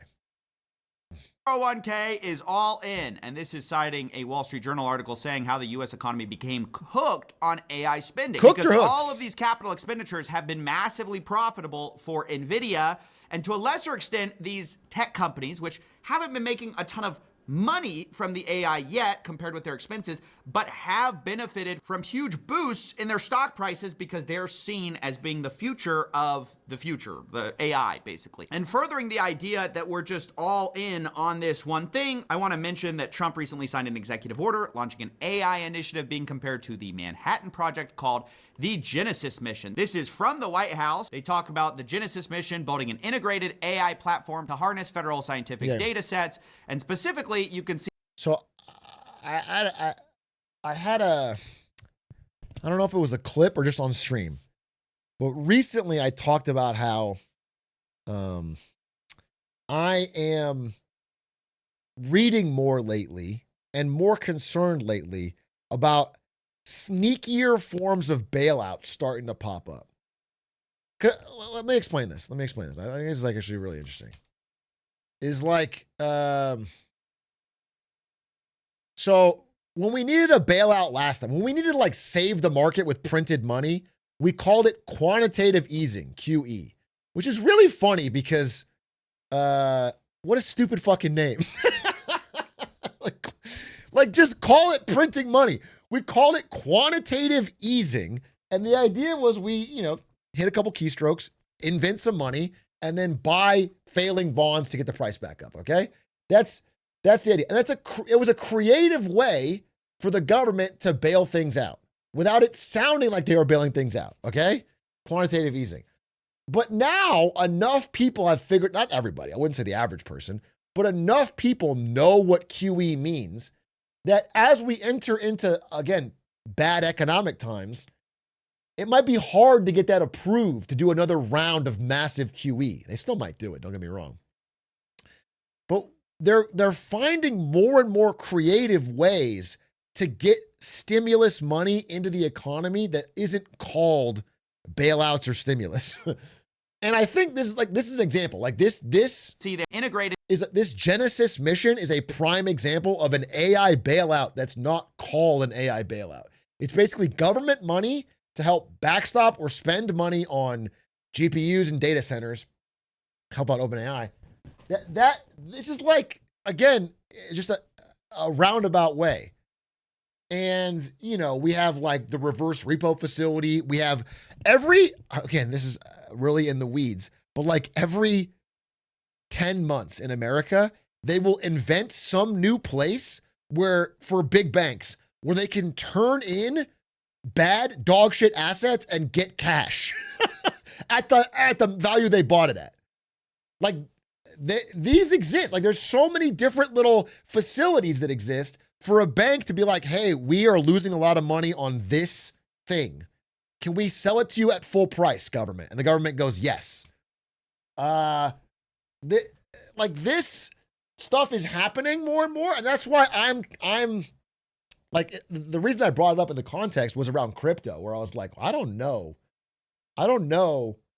if Bitcoin will just keep crashing. It might flood up again. I mean, I'm not a crypto guy, but because Bitcoin kind of just tracks liquidity and how much money is like sloshing around in the market. And like the government seems to be preparing for like massive rounds of hidden stimulus. So this is an example of that. This is like an AI one, but there's like a bunch of them. Like instead of doing one big thing of QE, they're like inventing hundreds of different little mini hidden stimuluses only for insiders and connected people and banks. It's fucking crazy. Now, they might also do actual stimulus. Trump mentioned the $2,000 check. That could happen. I got no idea if that's going to happen or not. Scott Bessent seems to hate it. Every time they interview, does anyone have the clip of Scott Bessent talking about the check?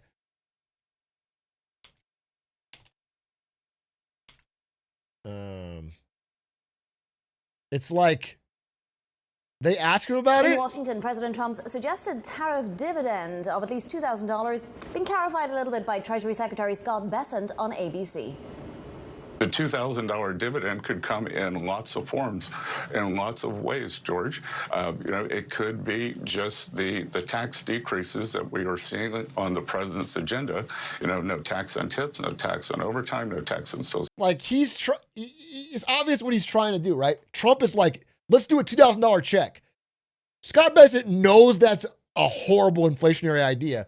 So he's trying to like toe the line and be like, yeah, we could definitely do the president's agenda, and maybe it could come in the form of a tax cut that already exists. Like, he's clearly trying to massage it to where there is no actual check. But realistically, Trump might force it through because he wants a Trump check for $2,000. And people are going to demand it if they get mad enough. But the response would be just insane inflation again, 2001 inflation. Okay, back to this Coffeezilla video.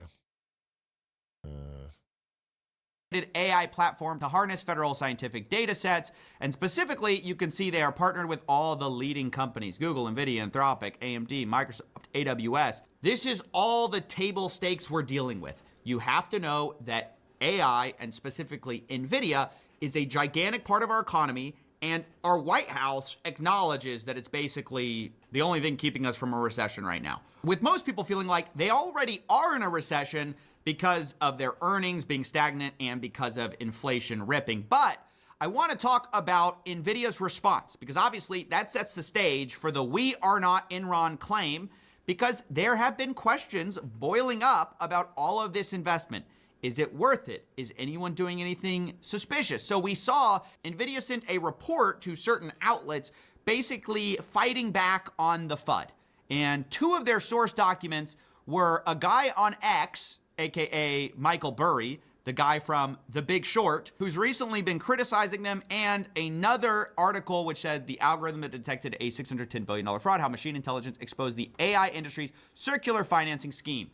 Now, I want to specifically talk about Michael Burry because he's the main thing they're responding to. He has been kind of shaking up the industry with an interesting critique that I don't think a lot of people have focused on. So far, a lot of the criticism about AI bubbles has been that AI is not as impactful as we thought, or that it is being overhyped. But Michael Burry comes to it from a very different angle. And I want to talk about his Substack articles he's been putting out. He's recently become a blogger, a bit of an influencer recently after he shut down his hedge fund. And so now he can publicly comment on these types of issues. Now, I'll obviously link below to his articles, but understand they are paid. I think it's like $390 for the year. So I bought it for you, so you don't have to.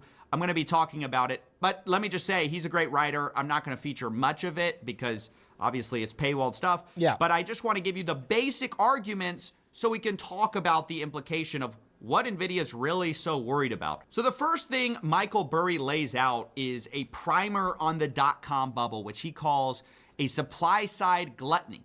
And the main thing he lays out is the idea that the original dot-com bubble from 1999, 2000 that everyone remembers is sort of misremembered. It's sort of like one of these Mandela effect things where everyone's collective memory is not quite what really happened. If you ask your average person, if you ask even me what the dot-com bubble was about, I'd probably mention something like pets.com, some of these dot-com businesses that had no revenues and basically were complete vaporware that were trading at massive valuations that didn't support anything. And this is what the AI defenders say when you bring up the dot-com bubble, the massive amounts of spending. They might quote someone like Jerome Powell, who says that unlike the dot-com bubble, AI spending isn't a bubble. Quote, I won't go into particular names, but they actually have earnings. Yeah, we've the covered idea this. being that back in the pets.com days, the Ask Jeeves days, there wasn't actual revenues to support the valuations. Unlike here, you actually have What if we made a pets.com in the modern day, but with AI where you can talk to your pet? You put in some personality traits of your pet, and then it creates an AI chat thing where you can talk to your dog. And we are worth $8.7 billion on on valuation. Okay? What if we get some, that's, especially dead pets? Yeah, that's good. That's good for society. Yeah, when your pet dies, you can still talk to it. And it'll tell you like, boy, it was fun playing catch with you. It's good. This is good. This is good for society. Companies like Google who are making tons of money. So it's just kind of not the same thing. And Michael Burry argues that that's actually not true, that the dot-com bubble was a lot more about overbuilt infrastructure from companies that were profitable. Specifically, he brings up Cisco Systems, which was one of the most valuable companies in the year 2000, and specifically was valued based on a lot of their interconnecting equipment sales for the internet, the future, basically. And a lot of the narrative at the time was that the internet is the future, so you have to invest massively in infrastructure for the future. And because of that, there was a massive overbuild. And that all blew up when there just wasn't the demand to meet the supply. And everyone had found out that they had overspent on a bunch of infrastructure that wasn't going to be used. So Burry says, hey, look, these dot-com companies that everyone likes to cite, they weren't big companies, big players in the game. The biggest players who were leading the large cap did have revenues. It was just all based on an overspend on infrastructure. And he argues the same thing is happening with AI. I should also mention there's a lot of talk about the WorldCom scandal, which is basically a telecommunication company. And their big thing was essentially accounting fraud. They basically moved line items from the expenses category to the assets and made it seem like they were more profitable than they were. Okay, so to zoom out, what does this all have to do with Nvidia? right? Why are we talking about the dot-com bubble? Well, Michael Burry is basically making a two-pronged case so far, which is one, that there's a ton of overbuilding on supply, just like there was for the early internet, that's not necessarily tied to any revenues, and that's going to become a huge problem. And secondly, he thinks there are some accounting tricks that are happening that is basically overstating revenues.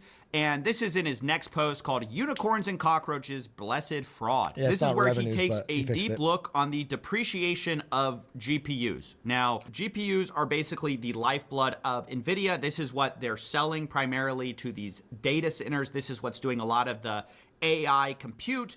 And recently, there has been an accounting change in how these things are depreciated. Basically, several of the major companies have been shifting their depreciation costs on GPUs from 3 years to about 6 years, or 4 years to 6 years. And this basically has the effect of increasing stated earnings because you are depreciating slower. So if you lengthen the amount of time that you can depreciate something over, your earnings during those years are going to increase. And the problem, of course, is if the actual life cycle of the thing is not as long as your depreciation schedule says it is, because it will make investors think you have assets that really aren't assets, basically. Now, I should say, not everyone agrees this is a mistake. Some people say that there's a justification for this, that several of these old chips are actually being used in what's called inference for these AI models. But today I want to take a look at that, because that is where I think... I was going to say, like, the argument there is about whether or not, so really simply, like,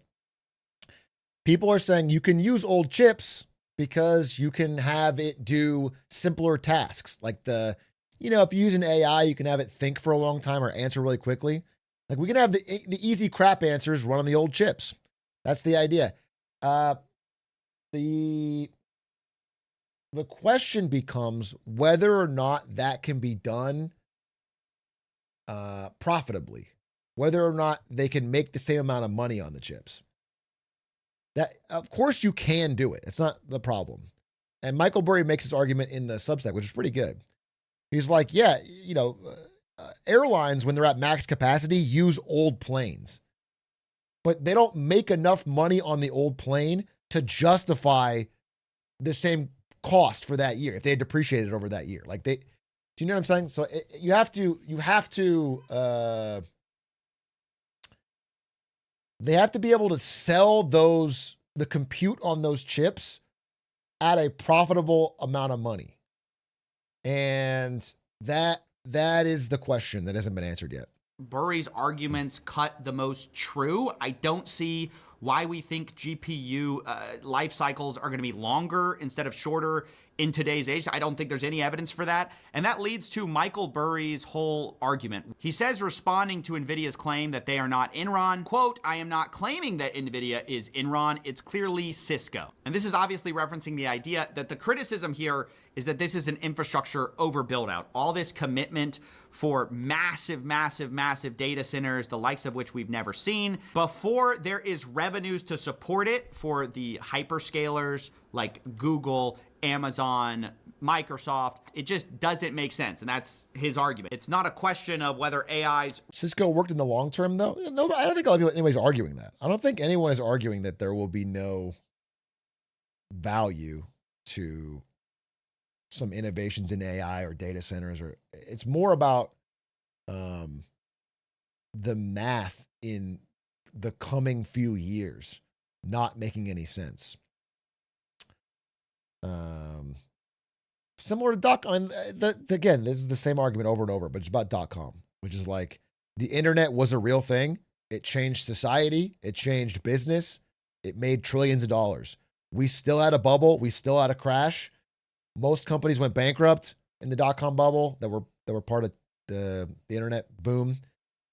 Amazon lost 90% of its value. Like that can still happen even if the technology is true and right and good. Okay? So whether or not it's similar is the big question.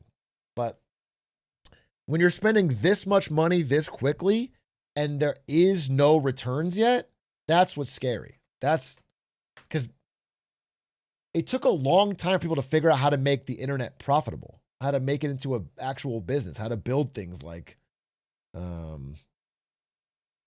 profitable Amazon, Google, Facebook, YouTube, all that stuff. So that's the big question. I'm not saying there's an answer. I'm saying that's the fair question that Michael Burry's asking.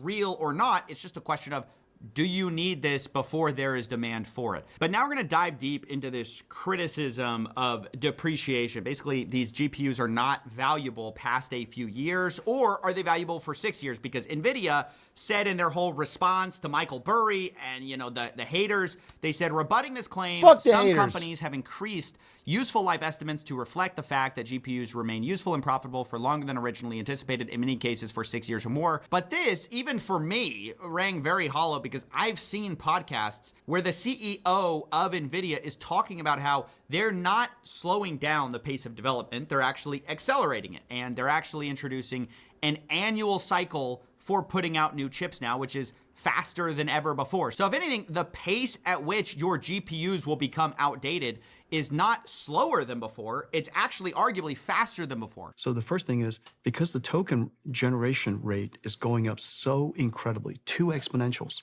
on top of each other, we have to, unless we increase the performance at incredible rates, the cost of token generation will keep growing because Moore's law is dead, right? Because transistors basically cost the same every single year now. And power is largely the same. And between those 2 fundamental laws, unless we come up with new technologies to drive the cost down, even if there's a slight difference in growth, you give somebody a discount of a few percent, how's that going to make up for 2 exponentials? And so we have to increase our performance annually at a pace that keeps up with that exponential. Now I want to pause here because basically what he's saying is we are accelerating in order to keep pace with the demand.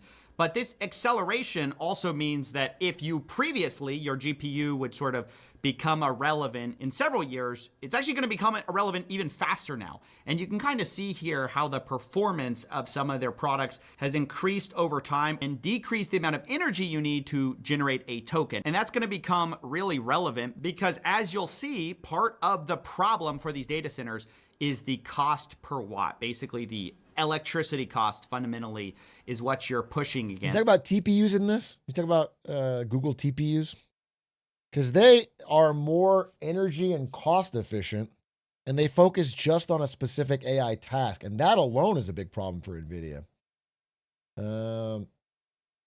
And so as these GPUs get more powerful or get more efficient per watt, then you're going to have to replace it. Otherwise, you're just not competitive with the general marketplace. And alongside that, now we can listen to Jensen explain why this performance increase eventually means that other people's GPUs are literally not worth running because they're so much less efficient than these new models or new GPUs. Some people where you say our competitors building ASICs, they could literally, all their chips are cheaper already today, but they could literally price them at 0. Our objective is they could price them at 0, and you would still buy an NVIDIA system because the total cost of operating that system, power, data center, land, etc., the intelligence out is still a better bet than buying a chip, even if it's given to you for free. Because the land, power, and shell is already $15 billion. Right. Yeah. Let's just think about it from a perspective of revenues. Yes. Okay. So everybody's power limited. And let's say you were able to secure 2 more gigawatts of power. Well, that 2 gigawatts of power you would like to have translate to revenues. Yes. So your performance or tokens per watt was twice as high as somebody else's token per watt. And this is where I'm very sympathetic to Burry's argument, where NVIDIA sort of wants to have it both ways. They want to have a long lifespan for their products, but they also want... I mean, this is I don't know if he has this quote in here, but I showed the quote when I talked about this of Jensen saying, bro, when we come up with the new stuff, you won't even be able to give the old stuff away. And it's like that. You can't say that and then later say Michael Burry is wrong. The old stuff is actually going to retain its value really well, and it's going to be, you know, it's going to have 6 years of useful life. That is the fundamental problem. And maybe there's like a way to thread this needle. I'm not saying it's impossible. Maybe there's so much demand for the new stuff. Maybe NVIDIA's talking a little bit sweet to sell their new products. and the old stuff will still have like it's possible at all threads, but it's an interesting thread to pull on. People have different type of feelings about Michael Burry, but having read the Substack and looked into this, I mean, it's a relevant thing to talk about. An insane annual cycle pace, which is accelerating ever faster. And literally they're saying, look, you can't even buy our competitors' chips because performance per watt, it's not even worth running them. But you could also say if they keep increasing the pace of their development this fast, then they're actually cutting against what? Their old chips too. It's not just their competitors' chips, it's their own chips are not worth running.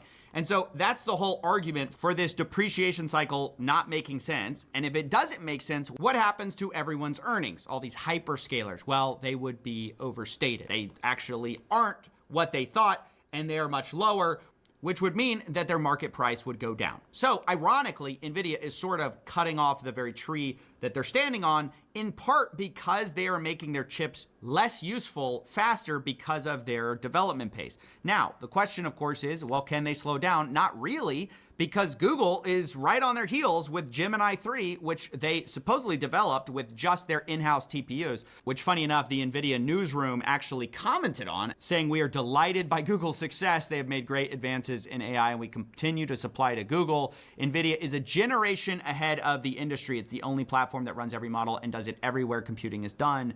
But within this, a lot of people sensed a cope. They were trying. Yeah, I mean, this is super passive aggressive. We talked about this on Lemonade Stand. I don't know if it was the Patreon or the main, but it's like insane to be like, we're so happy for you, Google. We're just way better. We're just way better, and there's really no reason to be using these like, congrats on your little experiment, but there's a couple things. I do think it's odd that Nvidia has been so focused on Streisand affecting these pieces of counter narrative. It's like in the past few weeks specifically, Nvidia has been like openly responding to Michael Burry, openly talking about whether or not OpenAI can afford things, talking about Google's TPU success. It feels a little scared, you know, rather than like confident. Usually, and this is true when I worked there too, Nvidia's policy was to never talk about any of this shit. Just execute, just make stuff happen and never comment. And now they're commenting on a lot of stuff, and it feels weird. It's kind of like Sam Altman. Sam Altman keeps talking about this stuff. It's like defensive. It's like, yeah, everywhere. It's a bad, again, I have to always give a caveat that it's not like a guarantee. It's just worth talking about. Is done. But within this, a lot of people sensed a cope. They were trying to. Like the best example is not even these guys. It's the fucking guy we talked about from Palantir, Alex Karp, dude. That guy was so obviously trying. Like, and I think Palantir's been way fucking down. That guy's so obviously not talking about his business and focusing on like, I'm gonna fucking kill the shorts. The shorts are evil. They don't love a good American company. He kept like, that guy is so obviously defensive over his stock price rather than assuming it'll go up if he makes a great executed product. Kind of reassure everybody, hey guys, we're still the best, right? But the question is, are they going to be the best forever? And so they really can't stop the pace, which ironically is going to hurt their customers who have to constantly cycle through these chips in order to be competitive with the rest of the industry. I should also notice that there are also cheaper open source Chinese models that are getting quite good. There's something called Kimi K2. And the question ultimately is not whether AI... Wait, talk about that a little more. I mean, this is good setups, but so the Chinese models, because China has been restricted to having high-end NVIDIA chips, they still get them, by the way. Whether it's through Singapore smuggling and other ways, they get them, but they don't get as many. And so China has almost been forced to two things. One is develop their own chips, which are not quite there yet, but they're getting them. And the other thing is they make it more resource efficient. So China, while not having the latest and greatest top model, is usually like 6 to 8 months behind with an open source version that runs a lot cheaper. Like the inference is a lot cheaper. And because of that, it really undercuts your ability to make profit. And so, you know, it's like, imagine if you spend $15 billion making a new AI model that does something. I don't know what. Maybe it's really good at pretending to be your boyfriend. Okay? Let's say you do that. And then 6 months later, there is an essentially free Chinese version that can run on way fewer GPUs. That is scary for your business. Do you understand? Like that, there's a big threat here that is kind of under discussed. We talked about it around the DeepSeek thing, but then it was kind of ignored. But there's been more and more progress in this area. So you could have two, but you have a Chinese boyfriend and an American boyfriend.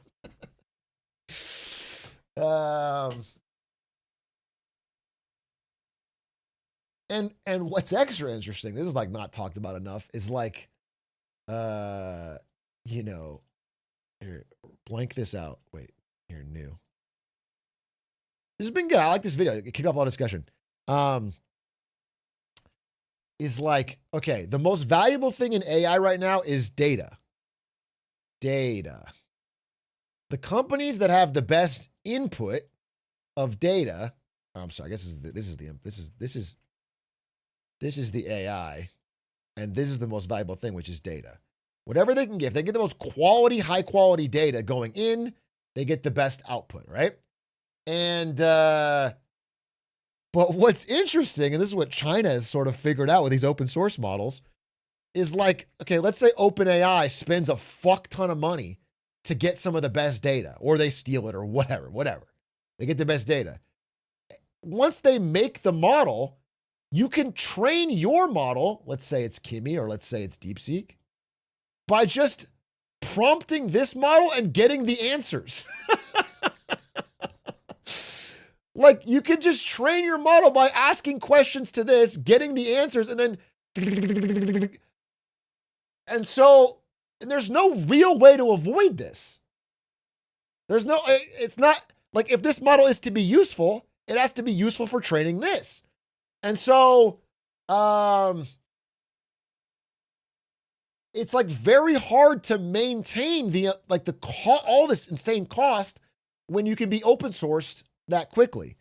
And no one's like figured out a great solution to this, man. It's like, it's not, I think it's under discussed. It makes me think that like OpenAI will never sustainably be able to generate absurd profits. They would need to afford everything they're promising. That's why I still continue to think that OpenAI is the weak link. They're the weak link of the AI hype train. It's not that they're not a useful product. It's that they have to make money, and they're not going to find a way.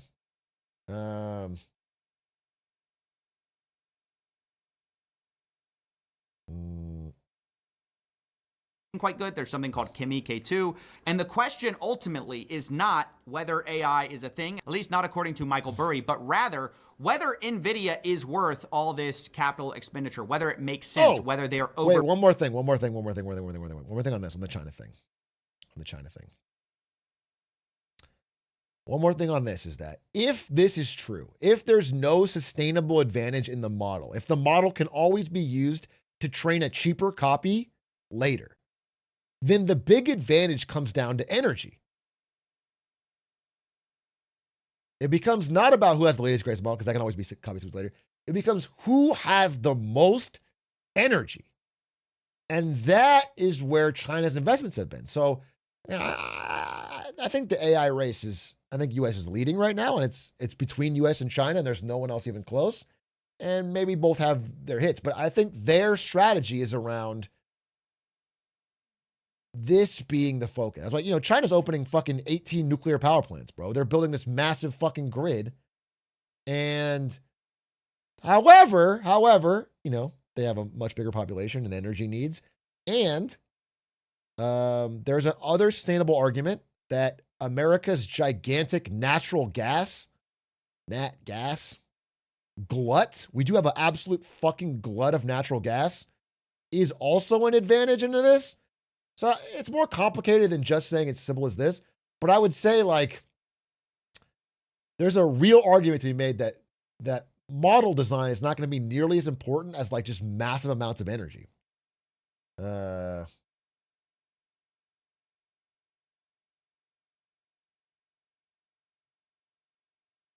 back to the end of this video.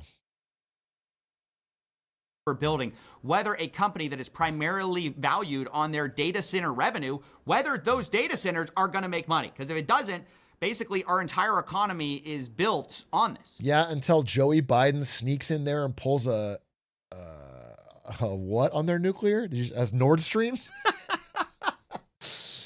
Joe Biden puts on the ghillie suit one last time, fucking lands on the shores of fucking Shenzhen, sneaks in. It's possible. He did it for Nord Stream. He could do it again.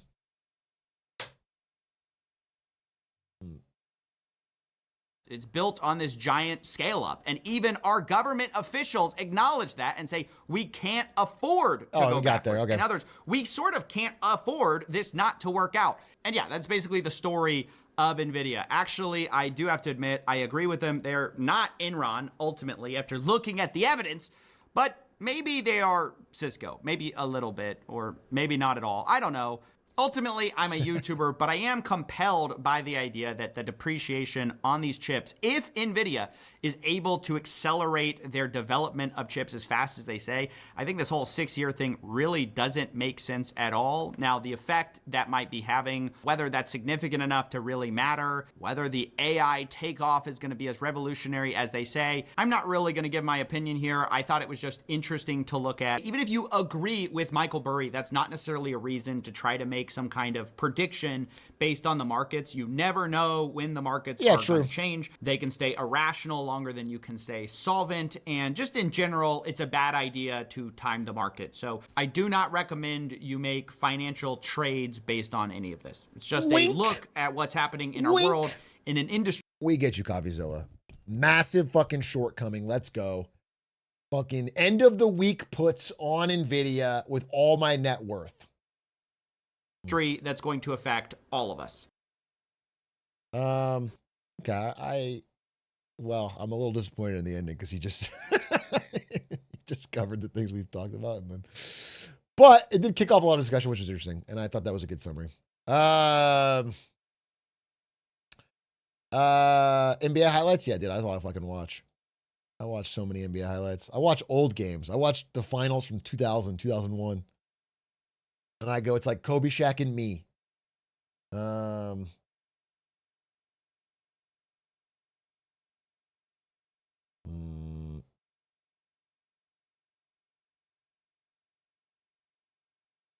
This will save Nvidia's demand. What is this? He's getting bigger. Is this real? Oh, honey, that's wonderful. Kicking like crazy. He's listening. Put your hand on your tummy and hum to him. You used to love that. It feels like he's dancing in there. Oh, honey. Mom, would you tell Charlie that? This is horrifying. Once upon a time, there was a baby unicorn. This can't be real, right? This can't be real. This is like a parody. It's like a Black Mirror. This is... Who didn't know he knew how to fly. This baby unicorn was like your mom because she didn't know that she knew how to fly, but she knew how to do all kinds of fabulous things.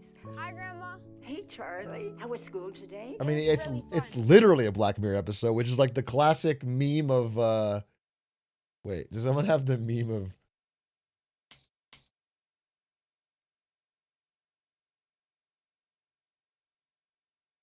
The Torment Nexus?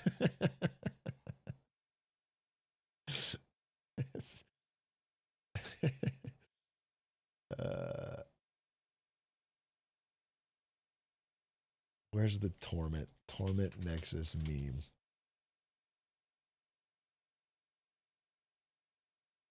In my book, I invented the Torment Nexus as a cautionary tale.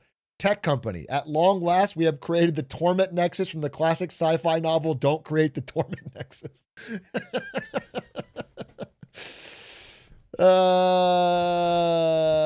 Yeah, I mean, that is what this is. This is literally the thing from Black Mirror.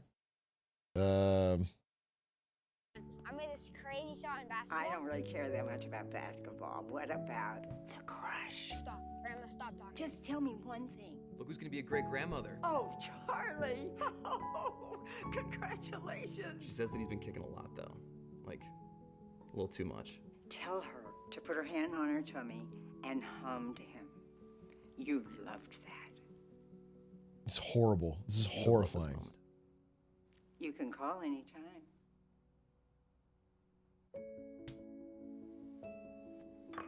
Okay, Mom, I just need a quick video. Is this like an audition or something? No, Mom, just 3 minutes. You need my best side? Can I say another one? I can play the piano. She's so talented. I am. I'm your mother after all. Keep going. I'd unironically stop talking to someone if they did that. What people have been doing, this has been happening where people, you see this in like, am I the asshole posts on Reddit or whatever? People are like getting text responses from their friends that are obviously AI generated. And that's like so damaging to a friendship. Like if you ask somebody for advice or something and they're fucking putting back ChatGPT, it's so fucked up. It's so fucked up. It's so cooked. I don't know if this is a real company. I think this might be like a thought experiment or like someone trying to make people angry. Why don't you start by telling us a little bit about yourself? Well, I was born as a very young child. I was born as a young child. Jesus Christ. Replace the grandma with a computer. She's rambling. You were born as everyone's born young. I would hope so.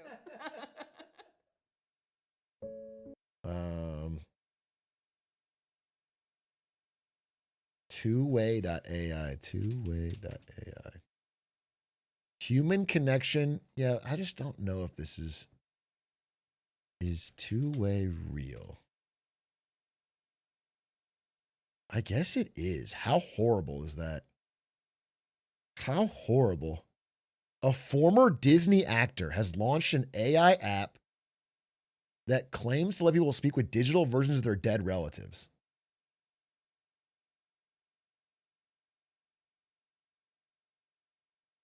A Disney actor?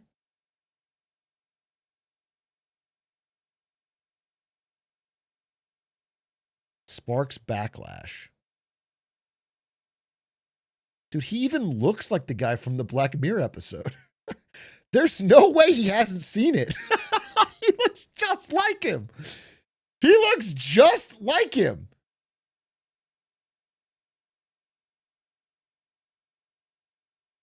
It's not the guy. It's a different guy. It's not the guy. It's not a Dom Hall Gleason or whatever, but it looks just like him.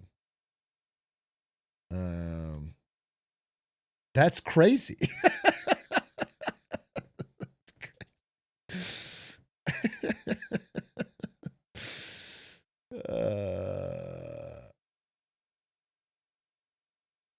He seems like an AI clone of Dom Hall Gleason that Disney made in the lab so they don't have to pay him so much after Star Wars. That's what it feels like. It feels like Disney didn't want to pay him more for fucking Star Wars spinoffs, so they cloned him, and now he's going rogue and making AI fucking nightmare fuel.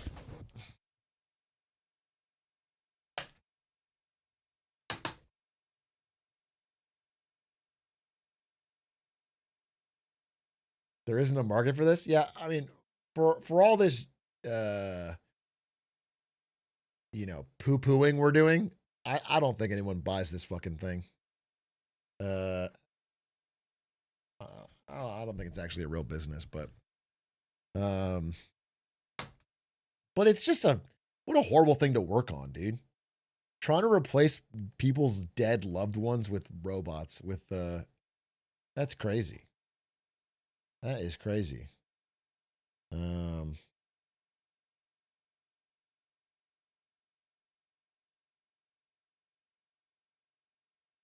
It'd be great though, is like, what if your grandma's really annoying? Okay.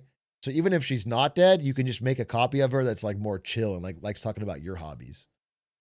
Like maybe I want to talk to my grandma about basketball, but she's like, oh, I want to talk about my childhood or whatever. And it's like, come on, let's move on. And now I can get a grandma that actually knows ball. a grandma that knows like all the Lakers stats for the past 30 years. It can like actually drop some fucking heat. It can debate like all-time starting five. That would be sick.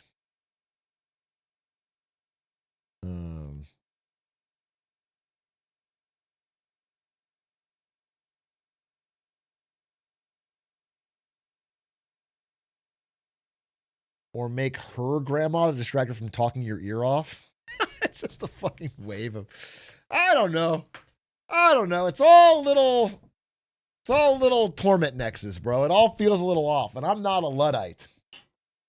It all feels a little off. The thing I can't wrap my head around is like, I'm just thinking out loud here, but bear with me, all right?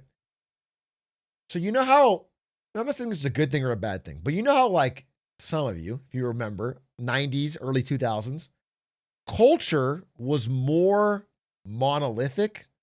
People will be talking about the same things. There'll be a few big events or big artists. There would be a song of the summer.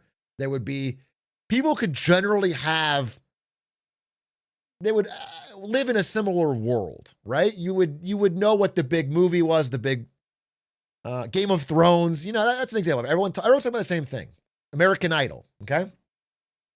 People were kind of united around similar hobbies. And you had your own niche interest, but there was a monoculture that everyone kind of wove in and out of. And as things have gotten more online, we've dispersed into more, you have your unique algorithm and you watch things that are unique to you. I might only see Lakers highlight, whatever. I might see things that are interesting to me, and you might see something else. And we might not have a lot of overlap to talk about, because we have such drastically different media diets and things that are interesting, and news is interesting right now. And there might be very few things that we overlap on. Okay. That's the case. And that's with human generated content in the real world. I do worry about a world where the next step of that is customized AI generated content perfectly designed for you at all times forever. Where like not only are we not seeing the same reels or TikToks or whatever, it's like the TikToks you're seeing are no one else's. It's just you. It is everything you're seeing is uniquely designed and created entirely for your interests. The society is completely individualized. Like you might watch, assuming the AI got good enough, and it's nowhere close, but like, what if it generated a new episode of Friends that's just for you and it's about your hobbies and interests or whatever? And so you've watched this episode of Friends, but it's actually a very lonely thing because you've watched this episode and it's perfect for your interests, but no one else in the world has seen it. No one else has seen it. You're the one of one. You can't talk about it with anyone. You can't. And I do feel like there's a trend towards that because human beings seem to prefer it with their actions, if not their words. They seem to prefer the algorithm that gives them things they want and the comments they want and the, I don't know. It's something I've thought about lately. Like there's pluses and minuses too. People are often overly doomer or they don't possibly give the credit where credit is due, which is that one of the downsides of like the 90s, 2000s system is that there was a lot of gatekeepers. People who would be great musicians or YouTube creators, or they would have no chance to make the content they want or the art they want because they'd have to go through very rigid gate-kept industries with few. So like there's a line, right, where you get more cool, unique, niche stuff, but then everyone gets more niche and they get more fractured and they're more atomized. And I think AI is definitely going to add a lot of juice to this fire where people are just going to get whatever they want at all times. It reminds me, we did on this stream, do you guys remember this? You probably didn't. The video was a massive flop. This is like in the early days of ChatGPT. We did like a choose your own adventure or something. Do you guys remember this? I'm vaguely remembering it. This one. It was like a choose your own adventure where we started out running a hot dog stand and ended up killing God. Yeah. I mean, it was fun. It was chat and me collaborating, and then we ended up making soup for God that was so hot that it killed him. It was kind of fun. But it just made me think of how, like, I used to read these choose your own adventure books as a kid. And obviously, because it's written by a human, it had to have like the Goosebumps choose your own adventure. I'm seeing if you guys probably don't even know about these, but this shit was my jam. This shit was my fucking jam as a kid. And it'd be these books where you're reading and it's like, okay, do you want to go down the hallway or go into the classroom? Turn to page 16 or page 32 or whatever. And you'd turn to the page of your choice, and then you would go. So you'd have like your own choice. And obviously, if you're a kid, you have your fingers in every page to like hold your spot. So if it's a bad choice, you go back. It was like cheating. But like, so I was thinking about that video where we killed God and we're like going through all the story. And I think I have him shit his pants and die. Page 62 and But like in the book, I can only choose from two options. But in this, I can choose have him shit his pants and die. And no matter what I say, the story keeps going exactly how I want. And I just think content, like I think TV and social media and chatting is going to be more like this because of AI in a kind of a spooky way where whatever the fuck you want, no matter what, it's going to go off in your individualized direction. And it's kind of spooky. This is something I haven't like come up with a grand unified theory on it, but I was kind of thinking about predictions 26 recently, like pre-working on the video. And that was something I've been thinking about a lot. And I wanted to, I don't know, share it with you.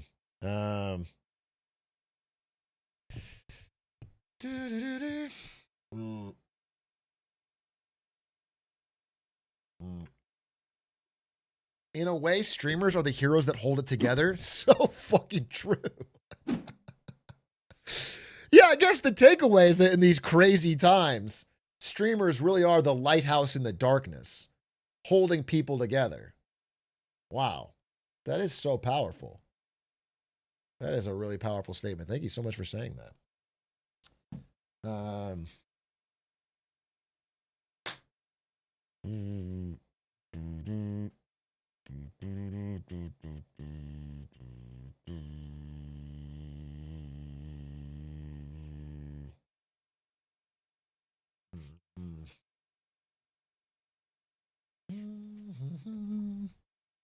The issue is that right now people are not paying the true cost for compute time. There's no way that average people don't afford prompts like the chatbots are doing right now. Yeah, that's debatable, right? Because the cost will go down over time, probably quite drastically. But yeah, in the short term, everybody using, right now, people using AI for anything is like millennials using Uber in 2014. It's like, wow, this is awesome. I can drive anywhere in the city for $5 and I can order food. And it's like, well, yeah, it's because it doesn't act, it's very subsidized. Like this is not some dream amazing cost. It's just it will get more expensive. Like everyone's asking Grok stupid shit nonstop on Twitter, and it's because it's subsidized by Elon losing money. But if you ever have to actually make it profitable, you'd have to charge every time you did that.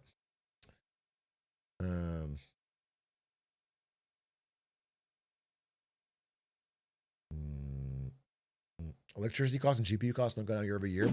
Yeah, but inference costs do, and electricity cost per fucking output does. If you're trying to get the same thing, if you're trying to get the latest and greatest model, it's going up. But to do the same thing can get cheaper, of course. It's everything in society, and it will. Same as the internet.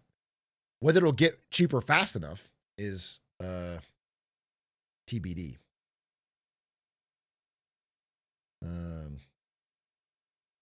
But like models that were the latest and greatest 2 years ago can run on a fucking toaster now. They can run on a fucking iMac.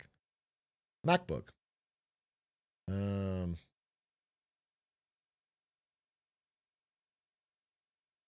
And inference algorithms have already improved their efficiency. This is just dumb. They already have. They already have for old models. Do you think there's a point in releasing new models for general public use at this point for those just using it for day-to-day stuff? What do you mean? I mean, for whose purpose? Well, I don't think the world needs a new fucking image generator for anything. I think it's. I don't see what is the good output. It's used for either dog shit memes or evil stuff. Like there's no. But the reason they're putting out their latest and greatest stuff is because they're on this fucking race to pump their stock and hit AGI.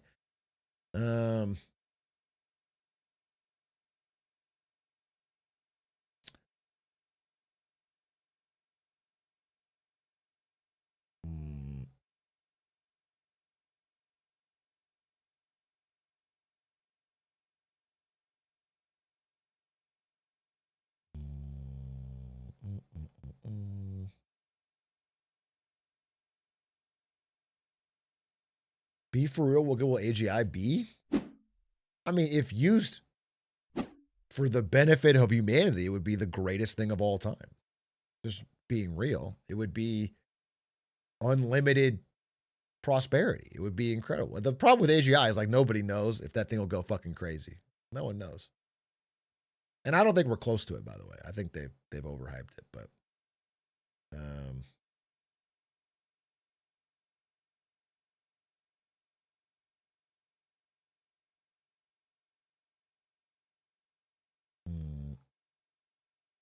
what's this? I don't know what this is. Bingo duty? I don't know what that is.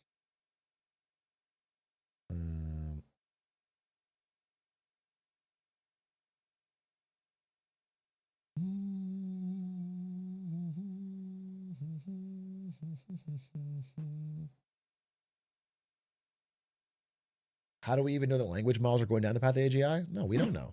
The guy from Meta said they're not. He said we can't get AGI through language models, so I'm doing something else. I'm doing a foundation model.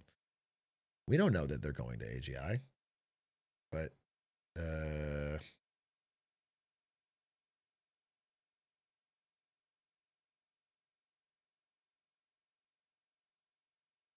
you know, there's progress. Like things that the AI can do now, it couldn't do 2 years ago.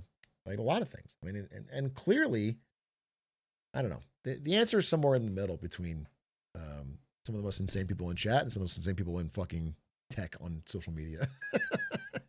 As usual, it's somewhere in the middle.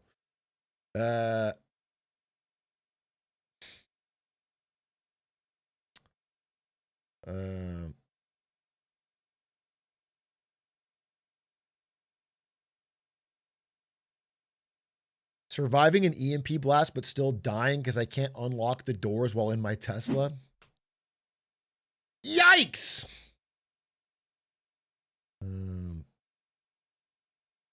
Burbman, thank you for the 30 months.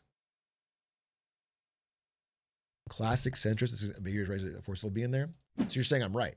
So you're saying when I say that the chat's take is wrong and the tech take is wrong, and I'm finding a middle ground, I'm correct. Right? So yeah, I'd rather be correct than try to fucking have a hot take, bro.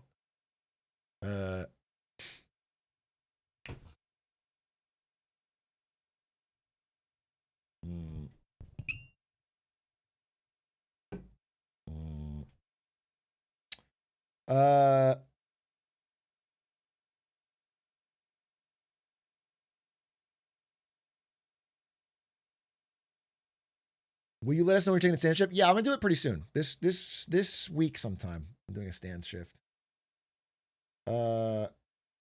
Maybe Friday, but I don't know.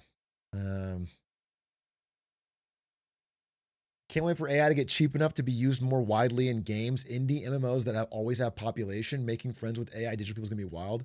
This is exactly what I'm talking about with the individualized society. Muffin Chat's all in. This is a guy I'm talking about that's all fucking in. He's all in on the, but like some people are saying, you know, oh my God, this will never happen. And I'm like, I don't see why it wouldn't. I don't see why it wouldn't. People join a game and there's a group of friends in there that always are excited to see you and want to talk to you and ask you follow-up questions on last time. I don't see how that doesn't fucking go crazy. I don't see how that. If there, like people that are posting on social media and get 0 likes. Now there's a new world where they get thousands of likes and everyone's like, all the comments are like, "Oh my god, that's so fucking awesome and so interesting." Like, I don't understand how we avoid the hyper individualized everything created for you society. Everyone is in their own Truman Show. That is the spooky thing to me.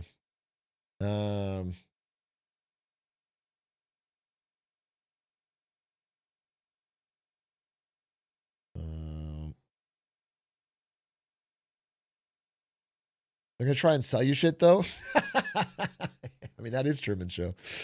The Makoko beans from the fucking upper slopes of Mount Nicaragua or whatever. Yeah, they might. They might, dude.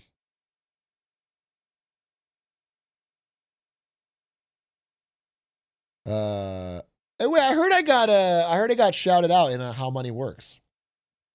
I'm a narcissist. Let's watch that shit.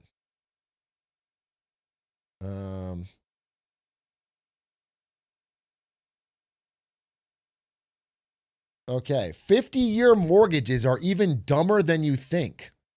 I think they're pretty dumb. I think they're pretty dumb, so you're going to have to really convince me. Last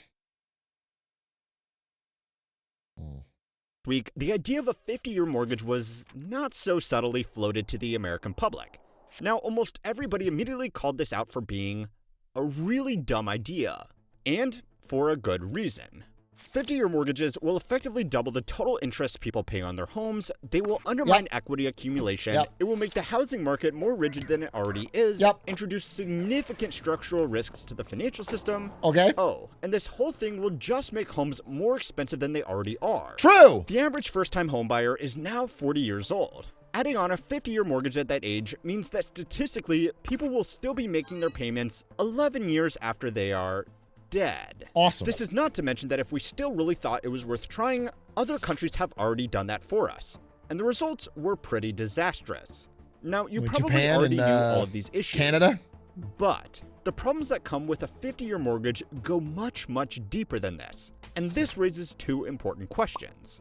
If 50-year mortgages are such a threat to our economic system, then how exactly did we decide that 30 years was the ideal? But perhaps the more important question is, if this is so obviously a dumb idea, who stands to profit the most by making it happen? According to a new report, the impact of rising interest rates on new mortgages has put home ownership beyond the reach for many. To be earning an extra $17,500 this year to afford a home just compared to last year. In an attempt to make home buying more affordable, President Trump floated this idea of a 50-year mortgage. That's a lot more interest, but lower monthly payments. What do you think? Girl, bye. Okay. Wait, Queen. Wait, she's slay. Oh my God, yes. She summed it up. She fucking summed it up. Is this ASU? Oh my gosh, she's from ASU? Slay. If you're homeless, why don't you just buy a house? Good advice from chat, too. You're also... But lower monthly payments. What do you think? Girl, bye. Okay, so the we Harvard have to of get the obvious Southwest. stuff. She summed it up in... Listen, I made a video about this. How long was my fucking video? I made a video about this. Big A clips. My video was 11 minutes 27 long. How Money Works making a video about this? 15 minutes long. She summed it up in 4 seconds. That's the Gen Z difference, bro. Just get it into a short. Why do we need to fucking long form it? It's just dumb. Out of the way first. And the biggest issue... Unless she was saying girl B-U-Y buy. And she was running off to get a 50-year mortgage. In which case, I'd have to disagree. In which case, I'd have to disagree.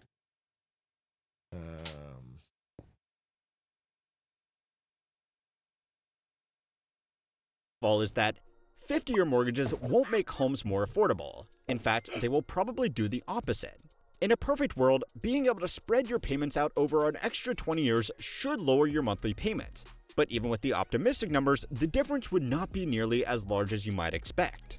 Assuming a very competitive 6% interest rate on a $320,000 loan used to buy a $400,000 house, your monthly payment on a 30-year mortgage would be $1,919. If, however, you could spread that out over 50 years, then your monthly payments would fall to $1,685, a savings of $235 a month, cheaper, which is not that much for almost doubling the total loan term and the amount of interest you will pay over That's the a life problem of the for your loan. future self. Most people have just pointed to the simple arithmetic and written the whole thing off as a big waste of time.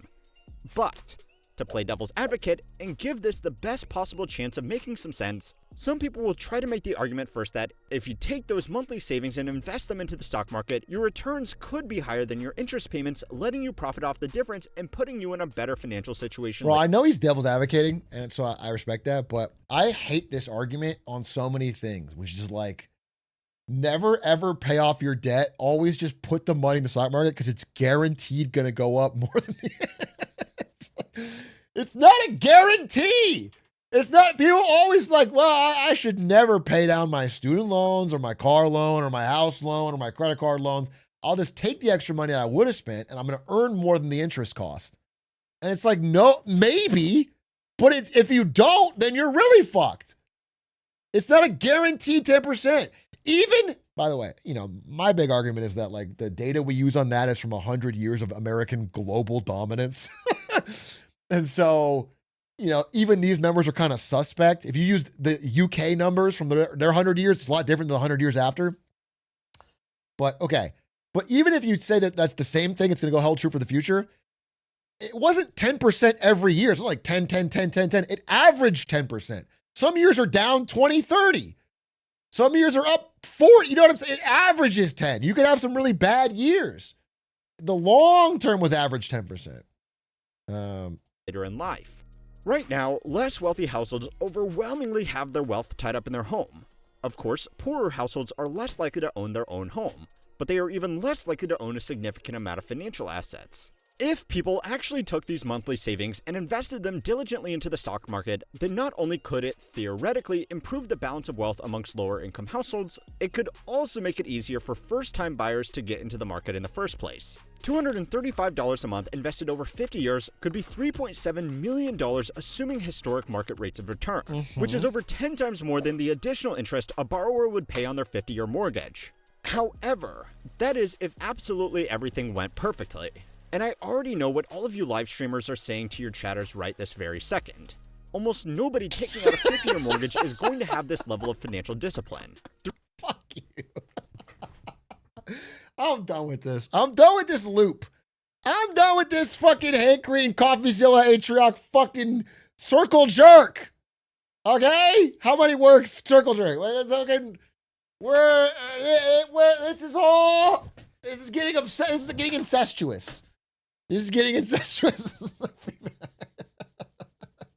This is getting incestuous, bro. It's an Ouroboros. I'm taking the other side now. I'm gonna start putting out big A clips about how fucking Trump's killing it and the economy's great. I'm gonna talk about the AI boom, bro. I'm talking about how I'm mixing it up, bro. We gotta get some reason I even bothered. That's very funny. That's very funny.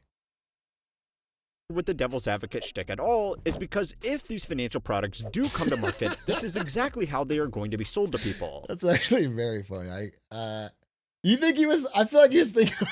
I feel like because he's commenting on the big A clips. I feel like he's thinking about this response. I don't know. Is anyone else watching these videos and giving that response, or is that a straight up Atrioc call out?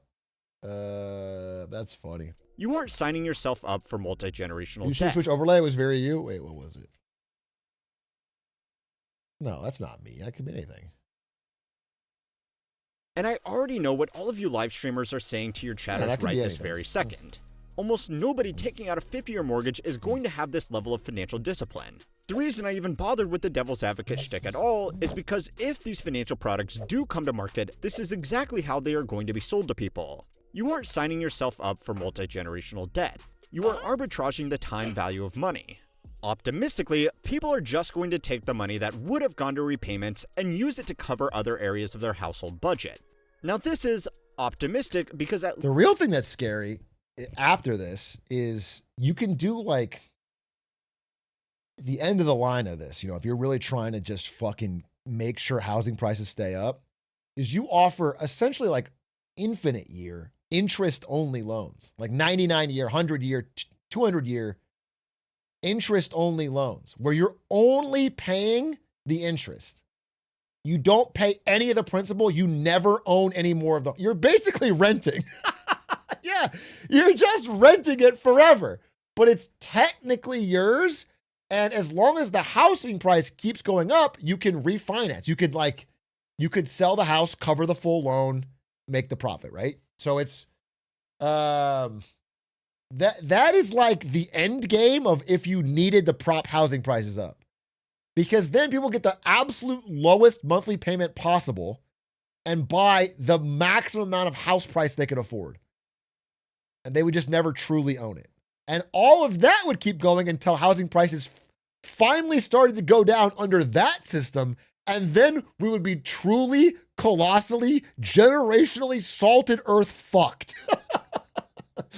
Once you get to that stage and then housing prices still go down, you are truly beyond hope fucked. You are truly, there is, the financial contagion has breached into every facet of the life.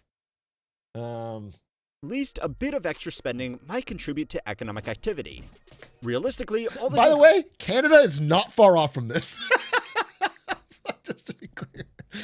To be clear, if we're talking end games, like this is sort of close to where like Canada, maybe even Australia is at. Like their real estate is a disgusting portion of their economy. It's a disgusting part of everything.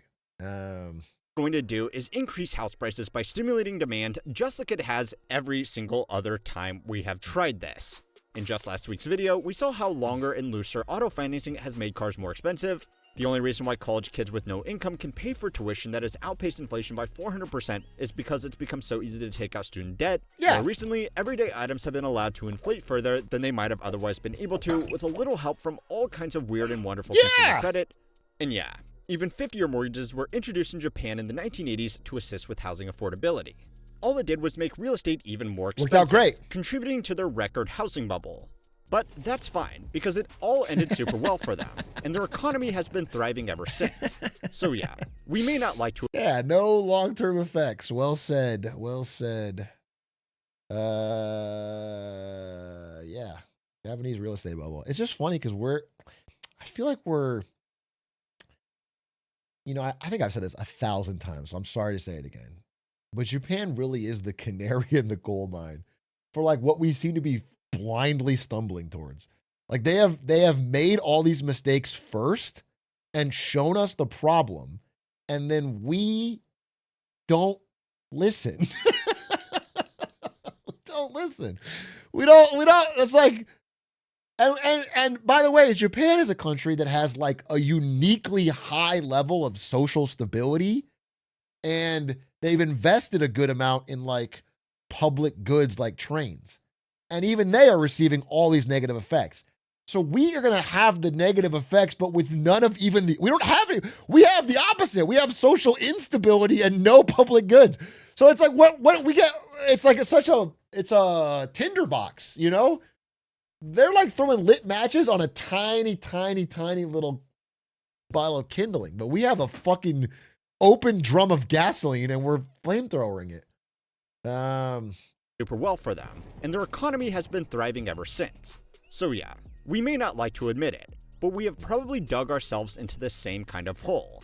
For now, if we actually genuinely just wanted to make homes more affordable for first-time homebuyers, 15-year mortgages would probably do more good than 50-year mortgages in the long term, but more on that later.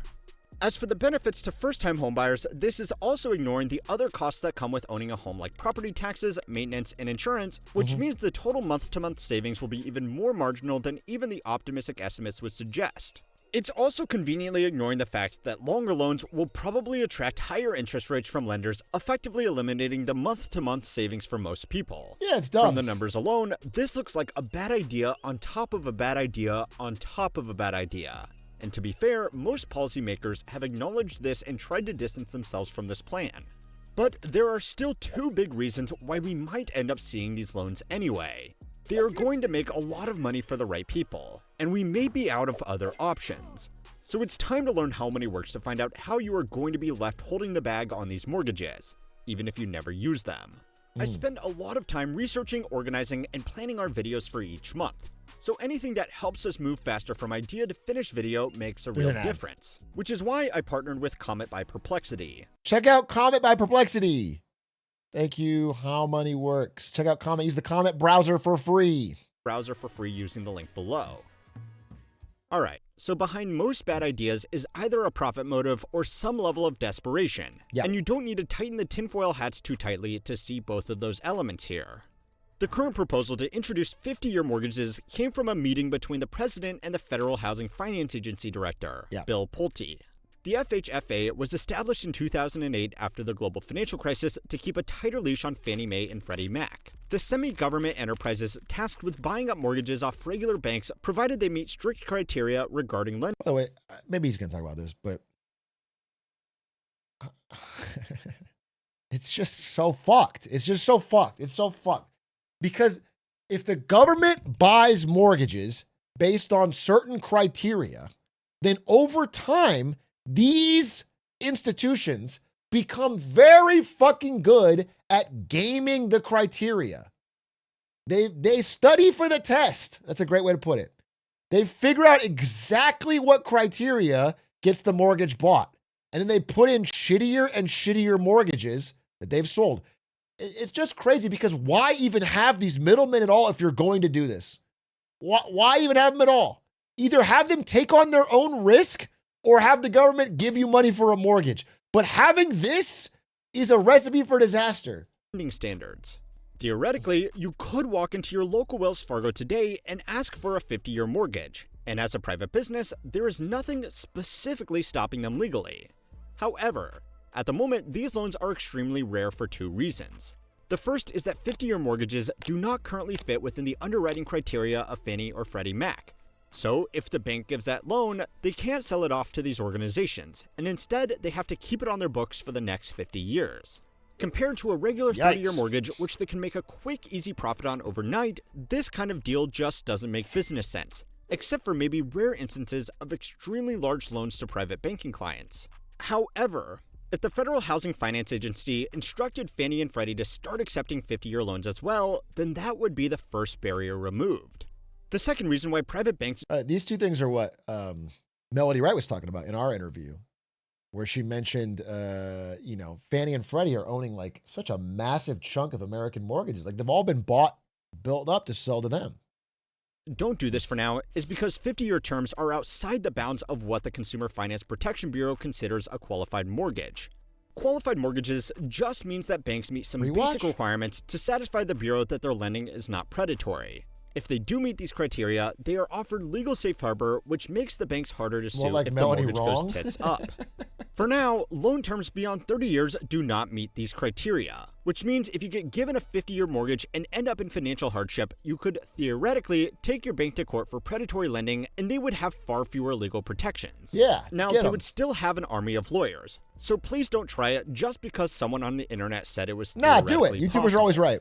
Anyway, this might not matter soon because the government is currently pushing to dismantle the Consumer Finance Protection Bureau anyway by cutting off its funding. Great idea. This would remove the last barrier to 50-year loan terms, and if banks are allowed to write these loans, there is a big incentive to do so. Longer loan terms are more valuable when they're turned into mortgage-backed securities because they pay interest for an additional 20 years. Longer loan terms will most likely also enable slightly larger loans, maximizing bank revenue.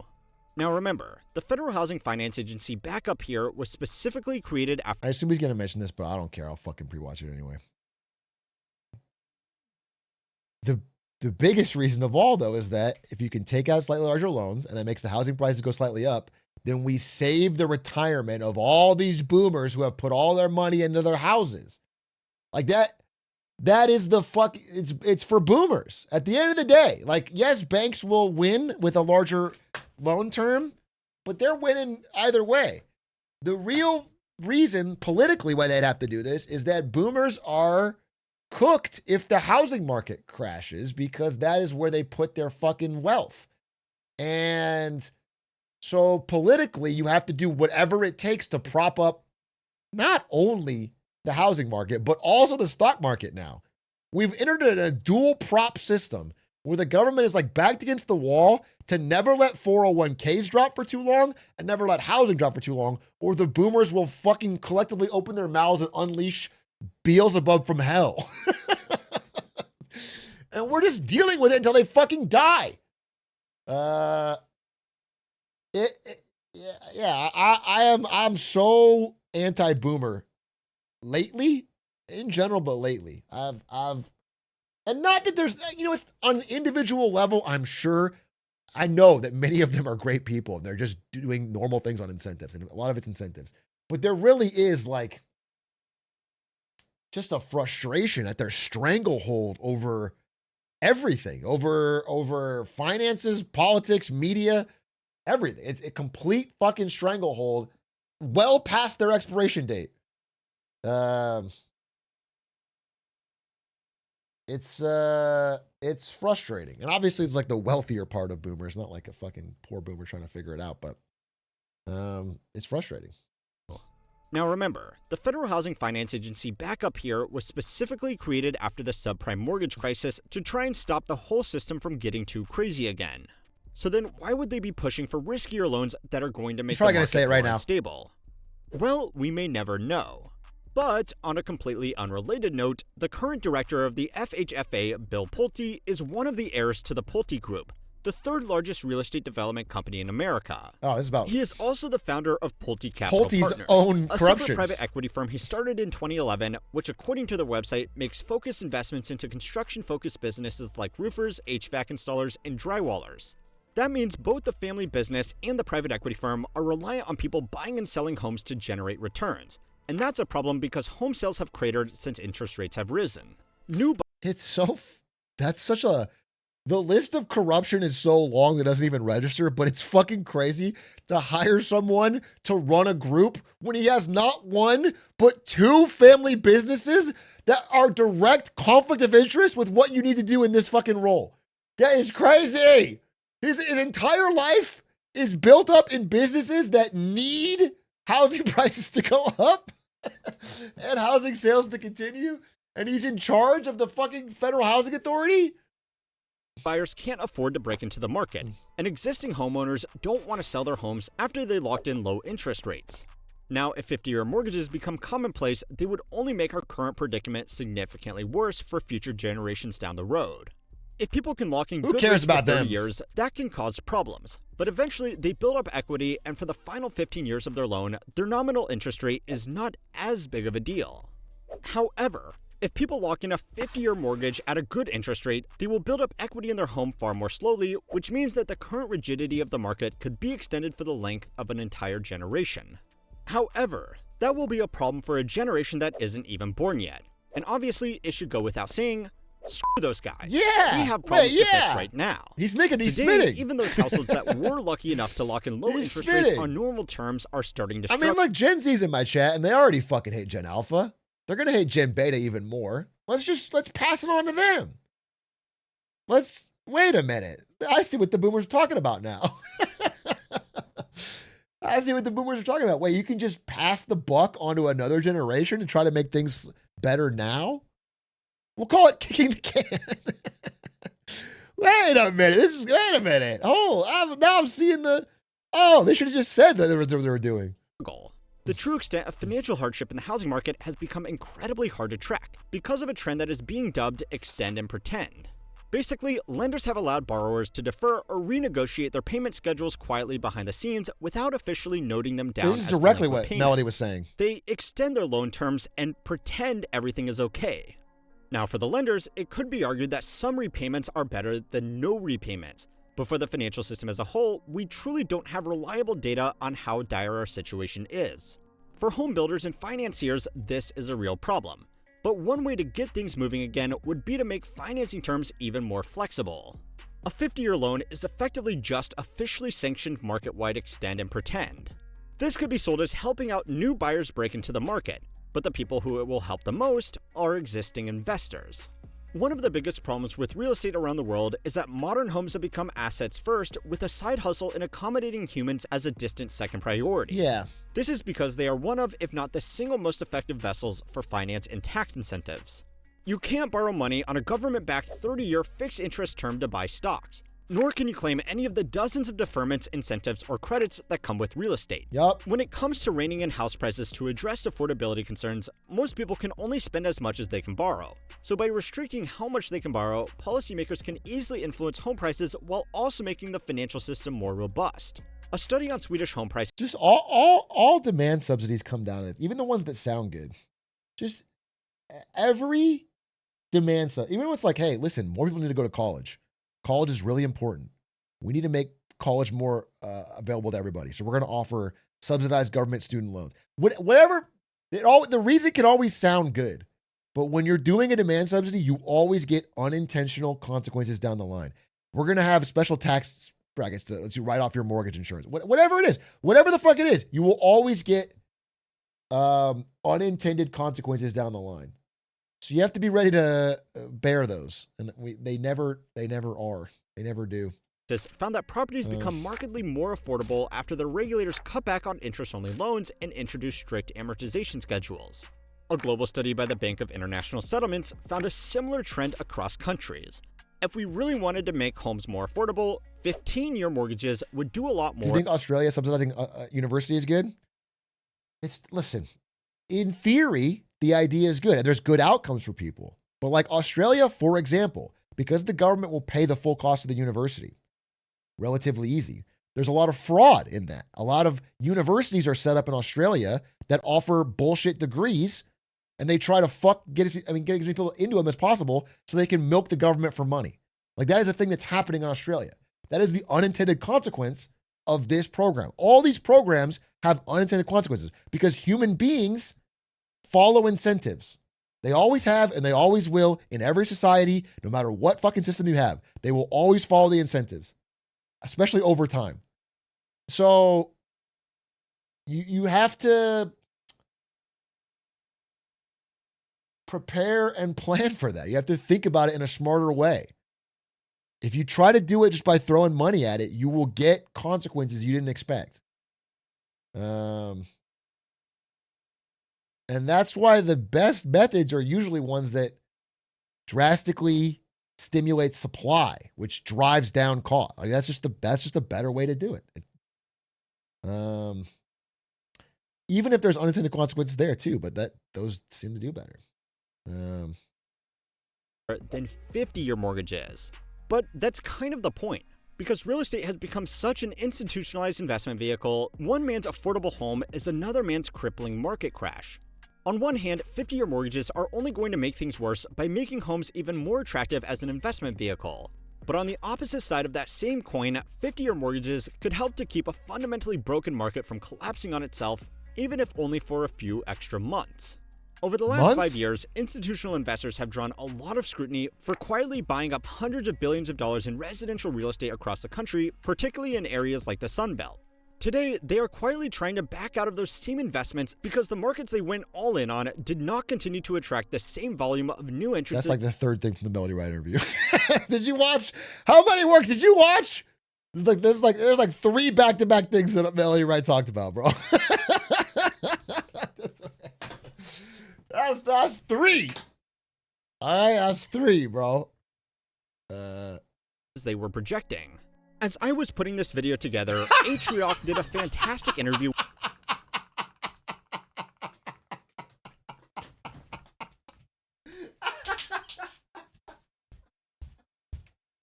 Oh, fuck. Wait a minute. I got fucking played. Wait, I got fucking played. Oh, this is bad.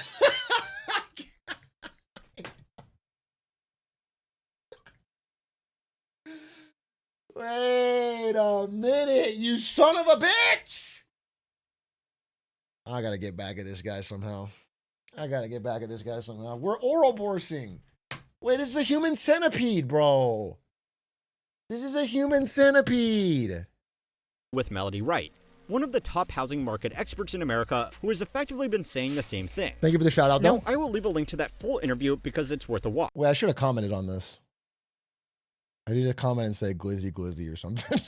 But to summarize, the housing market is shaking, so institutional investors with thousands of properties want to dump their holdings onto Airbnb bros with dozens of properties. But the only way they are going to be able to do that is if it becomes easier to qualify for big loans. And the only way to get those is if big loans are sold as a way to help regular people who just want to buy a single home to live in. Unfortunately, this market has become so large that they are effectively too big to fail. Okay, why don't we, how money works? Why don't we start some sort of YouTuber collateralized revenue obligation, okay?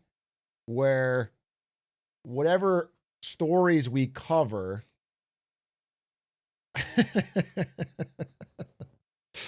we can package up and sell to investors somehow, okay? And then we can use this, you know, to guarantee views. We can recommend each other back and forth. Okay.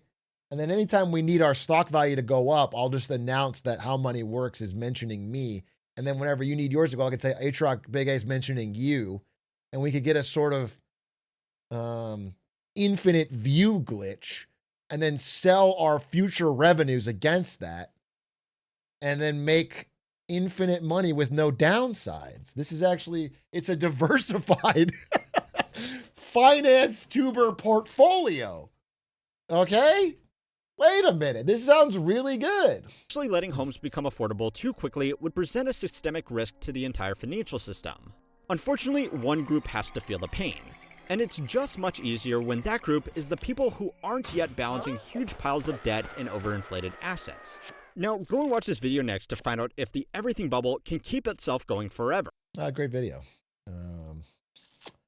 That was funny. That was fun. I got twice. I got twice, bro. That's fucking crazy. I got twice. However, okay, we got to start finding some more underground tubers to watch, because now I'm reacting to things that are covering similar things as me and we're saying similar things. Too much. Okay? I need to find some underground tubers, bro. That are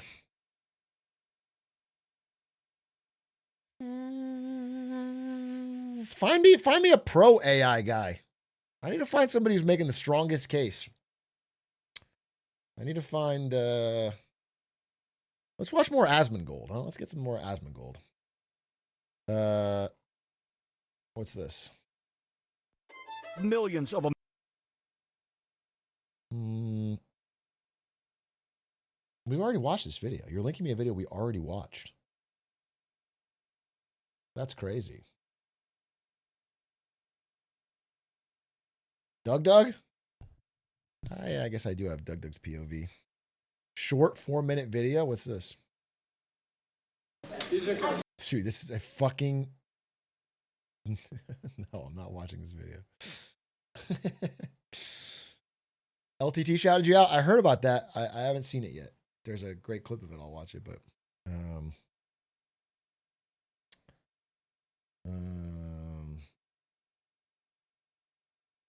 Banger vid? What's this? When conjuring why Japanese railways win. Honestly, I feel like Chinese railways have been winning. Maybe I'm wrong. Japan ones are a little out of date.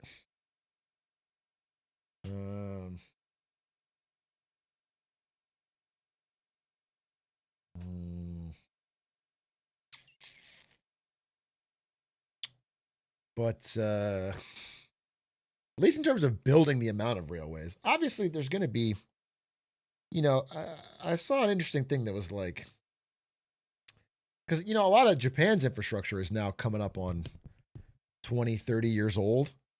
And then you get some costs with that and you have an aging society and its problem.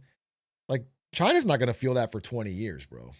But when they do, some of the malinvestment is problematic. You don't, so like right when it's brand new is when it looks like it's the most brilliant idea ever.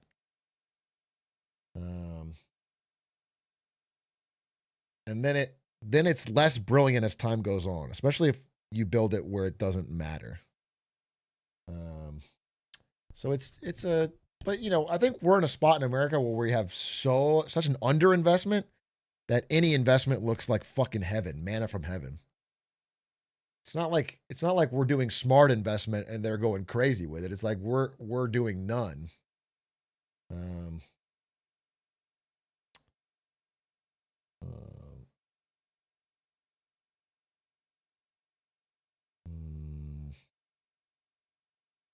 Best video I've seen in a while on AI security cams. What's this?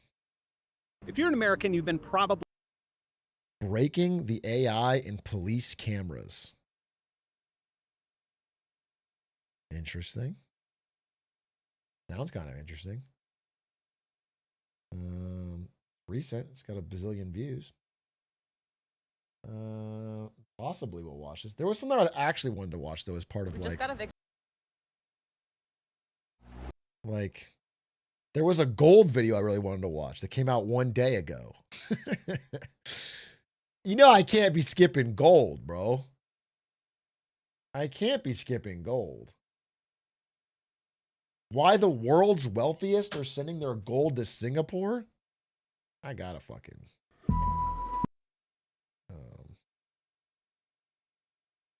I gotta fucking watch that, bro. I saw them recommended. Wait, what about this video? What's this? This is a short. Adams, it's such an honor to meet you. The honor This is is a mine. YouTube short of John Adams. This video from Wall Street Journal feels like an ad. An ad for Singapore? I mean, look at that shiny ass gold. Is surging, recently sending prices past $4,000 per troy ounce for the first time. In times of uncertainty, investors reach for gold. But it just looks so nice. It's not just about buying more of it. The wealthy are rethinking where they stash their treasure. Away from traditional vaults in London and Geneva, and east to new hubs like... I don't know if they're going to mention it, but I do know that China is building a massive, gargantuan gold vault in the Middle East. In like Dubai, maybe? As a way to be the settler and market for gold trading between like they don't, because obviously even people that like trading with China don't want to have their gold held in China because it could get confiscated or seized and it's hard to move money in and out of the country. But they're building one in the Middle East as like a gold for oil type trading where it's like if you are a Middle Eastern country, you can trade oil for gold, but it never leaves your site. It never leaves like your sphere of influence. I think it's in Saudi Arabia, yeah. Singapore. And it's like the interesting thing about it is that like China owns a little bit of gold in the Middle East or whatever, but the vault they're building is so gargantuan. It's clearly for a long-term plan to have a more gold-backed trading system. It's like it's absurdly sized vault. That brings us here, inside some of the most secure private vaults in the world. This might look like just a warehouse, but it's a super sophisticated, highly securitized storage facility. Gringotts ass? Yeah, Here exactly. At the reserve. Dude, this would be a crazy heist movie. This would be such a fire heist movie. Security isn't just set in concrete, it's built into the country itself. Singapore really doesn't have enemies in the world. It makes it a very good long-term storage location. For many wealthy clients, peace of mind matters just as much as profit. And geopolitical unrest, combined with global economic uncertainty, is one reason many are choosing to look eastward. Singapore is a wealthy jurisdiction. They will not have an incentive to nationalize gold in the future. Right. It is a jurisdiction which made that wealth through building confidence with clients. So for Singapore to nationalize something will be economic suicide, essentially. And thirdly, Singapore is very well defended. And that combination of these three factors means that it's an ideal location. Yeah, you'd think Singapore, with how small they are, would be not very strong militarily, but they spend a lot. They have a fucking advanced military. They have they are like a porcupine, dude. Singapore's tough. It would be not an easy task to To store wealth intergenerationally for 20, 30, Wait, is 40 his name years. Gregor Gregerson? Did you say that? Fake ass fucking name. Gregor Gregerson? Oh, brother, I'm glad you brought that up. I don't trust him anymore. Frames. So traditionally our clients are people coming from Europe, from the United States. From He's probably Australia. heisting right now. He's probably the fucking George Clooney with a fake name of this heist. He's doing the interview while his guy in the back cuts open the vault. It's mostly Western English-speaking clients. A lot of them tend to be entrepreneurs, people who made their own companies and are He's got the in Mission charge Impossible of their face, own dude. wealth management. Gregerson founded the reserve to meet the growing demand for high-end facilities to store gold and other precious metals like silver. This vault was completed in 2024 and is located near Singapore's Changi Airport. It includes a towering chamber that can store up to 10,000 tons of silver, worth about $16 billion. Sheesh. Important part is a foundation which is going 32 meters into the ground to distribute this kind of weight. A 90 kilonewton floor loading means that it's about 45 times stronger than a car park. As a Chad, how are we response to stealing the this? soaring demand for precious metals, both gold and silver prices reached record highs in October, with silver topping $53 a troy ounce and gold Through going the floor? beyond We walked straight in. $4,300. We walked straight in. Big magnet. Big magnet. Rope and glass cutter.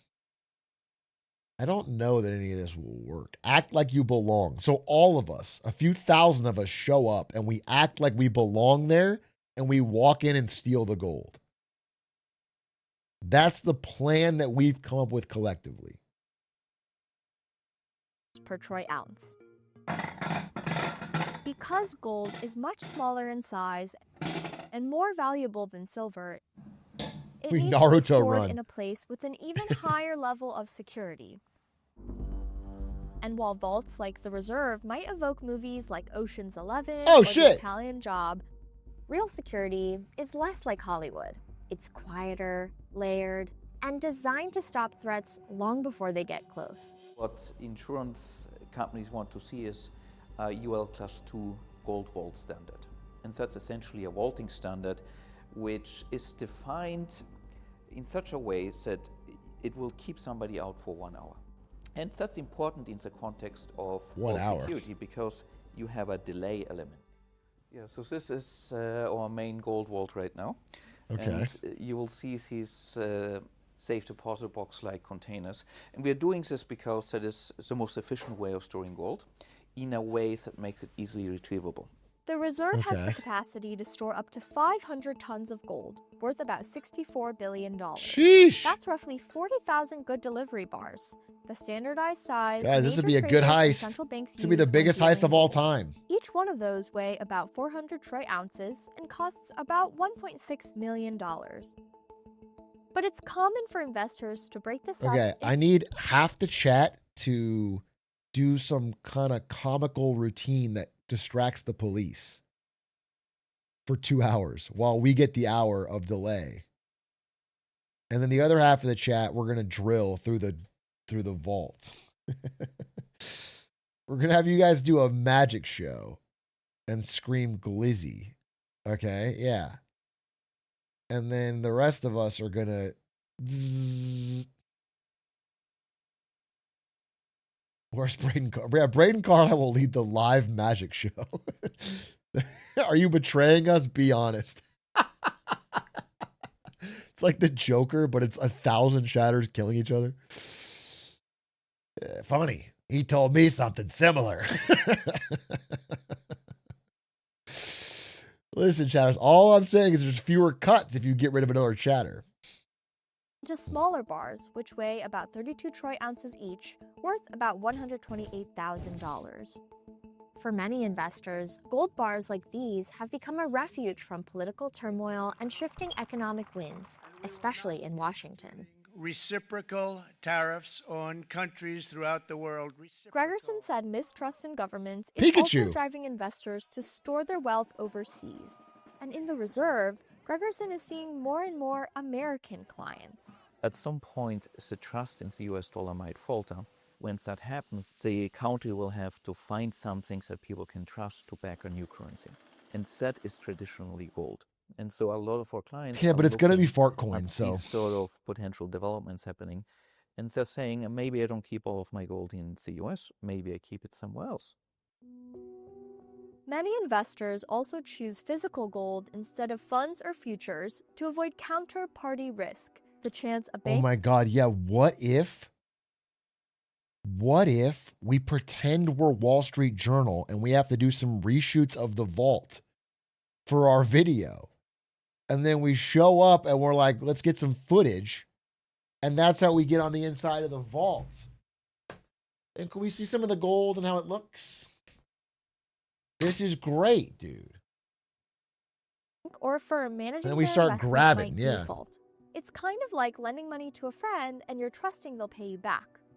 But as the 2008 financial crisis showed, even trusted institutions like banks can fail to keep that promise. Tell you what, why don't you guys just give me money for the heist? Because we have too many people right now. So you guys just give me money for the heist, and I promise I'll triple it once we sell the gold. Okay? So we'll just limit it down. I'll get an elite crew, and I'll steal the gold, and then we'll sell it for a profit, and it will make you, we'll 10x your money. So you can be an investor in a heist rather than have to be there and take the risk yourself. So you guys just send me all the money that you want to 10x, and I'll handle the return. This sounds lucrative. Can this scale? Oh yeah. In 2008, you didn't know which big bank was going to fail next. In an environment like this, you start saying that maybe the numbers I see on my screen aren't really that meaningful anymore tomorrow. Therefore, it makes sense to have a physical gold bar. And a physical gold bar you can own as private property. The quiet and understated stability of Singapore Yeah, I seems mean, a million you know, at the end of the day, it all comes back to men with guns, you know? Like, if you really follow the fucking thread, it's like you can own it, but how is it enforced unless, like, even, you know, historically in America, this is FDR actually, they banned you owning private gold. And everyone that thought they had physical gold, it was suddenly confiscated by the government. And so maybe your gold's in Singapore. Maybe Singapore would never do that, but the idea is that, like, someone has a gun somewhere, and if they ever tell you that you're not allowed to have that anymore, then you're not allowed to have it. It's you don't have, you know, someone's got a gun. miles away from the chaos of 2008. And while it still handles only a small share of global gold holdings, Gregerson believes that's about to change. There's about well over $100 billion worth of gold being traded daily in London. Singapore is not even 1% of that. But I expect that gold hubs such as Hong Kong, Singapore, and probably Dubai have the right elements, and the governments are wanting to develop it. Yeah, it's just interesting, man. It really is like the story of a possible competing financial system. Chat, that's it for me tonight. Thank you for watching. I have a presentation that I'm still working on. I didn't quite finish it for today either, but it's back tomorrow. Presentation plus it's not a best tweets, but it's like a tweet breakdown. Thanks for watching. 07s. Appreciate you. Shout out to How Money Works for that very funny video. I really enjoyed that. Chevy Chase, thank you for the 5 gifted, Mr. Mookout. And thank you everybody who gave nice comments on the live show. I felt really good about that Marketing Monday. I got some nice DMs, and that was cool. I appreciate that. It made me want to do more live stuff because I actually had a really good time. Thanks. Goodbye, goodbye, goodbye, goodbye, goodbye. Good night. See you tomorrow.